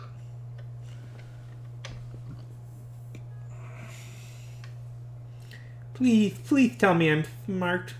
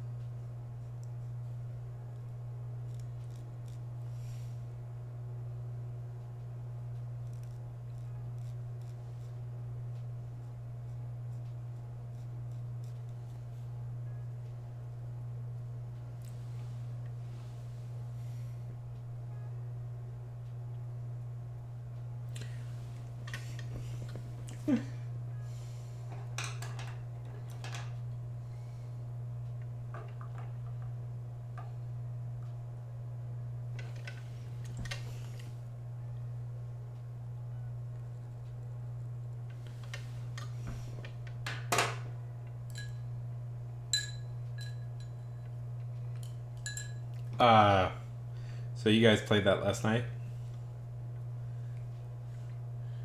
What are you talking about? Steven Seagal is a hero. He never plays a bad guy. Steven Seagal was in the CIA. Steven Seagal was in the CIA, and he was a SEAL, and he was a mercenary, and he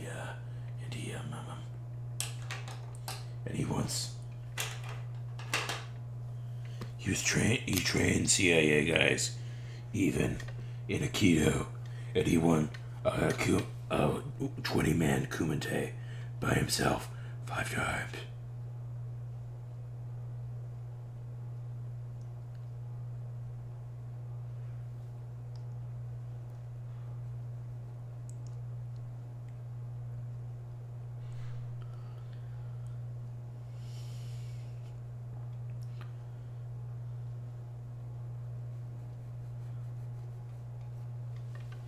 Steven Seagal is the greatest human being in the world.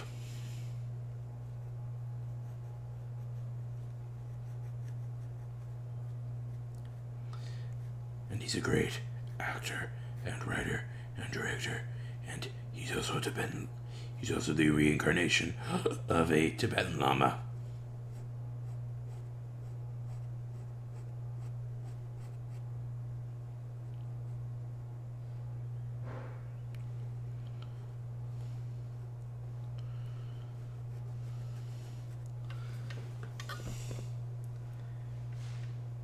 Okay, no problemo. See you around. It's always lovely talking to you, Funk.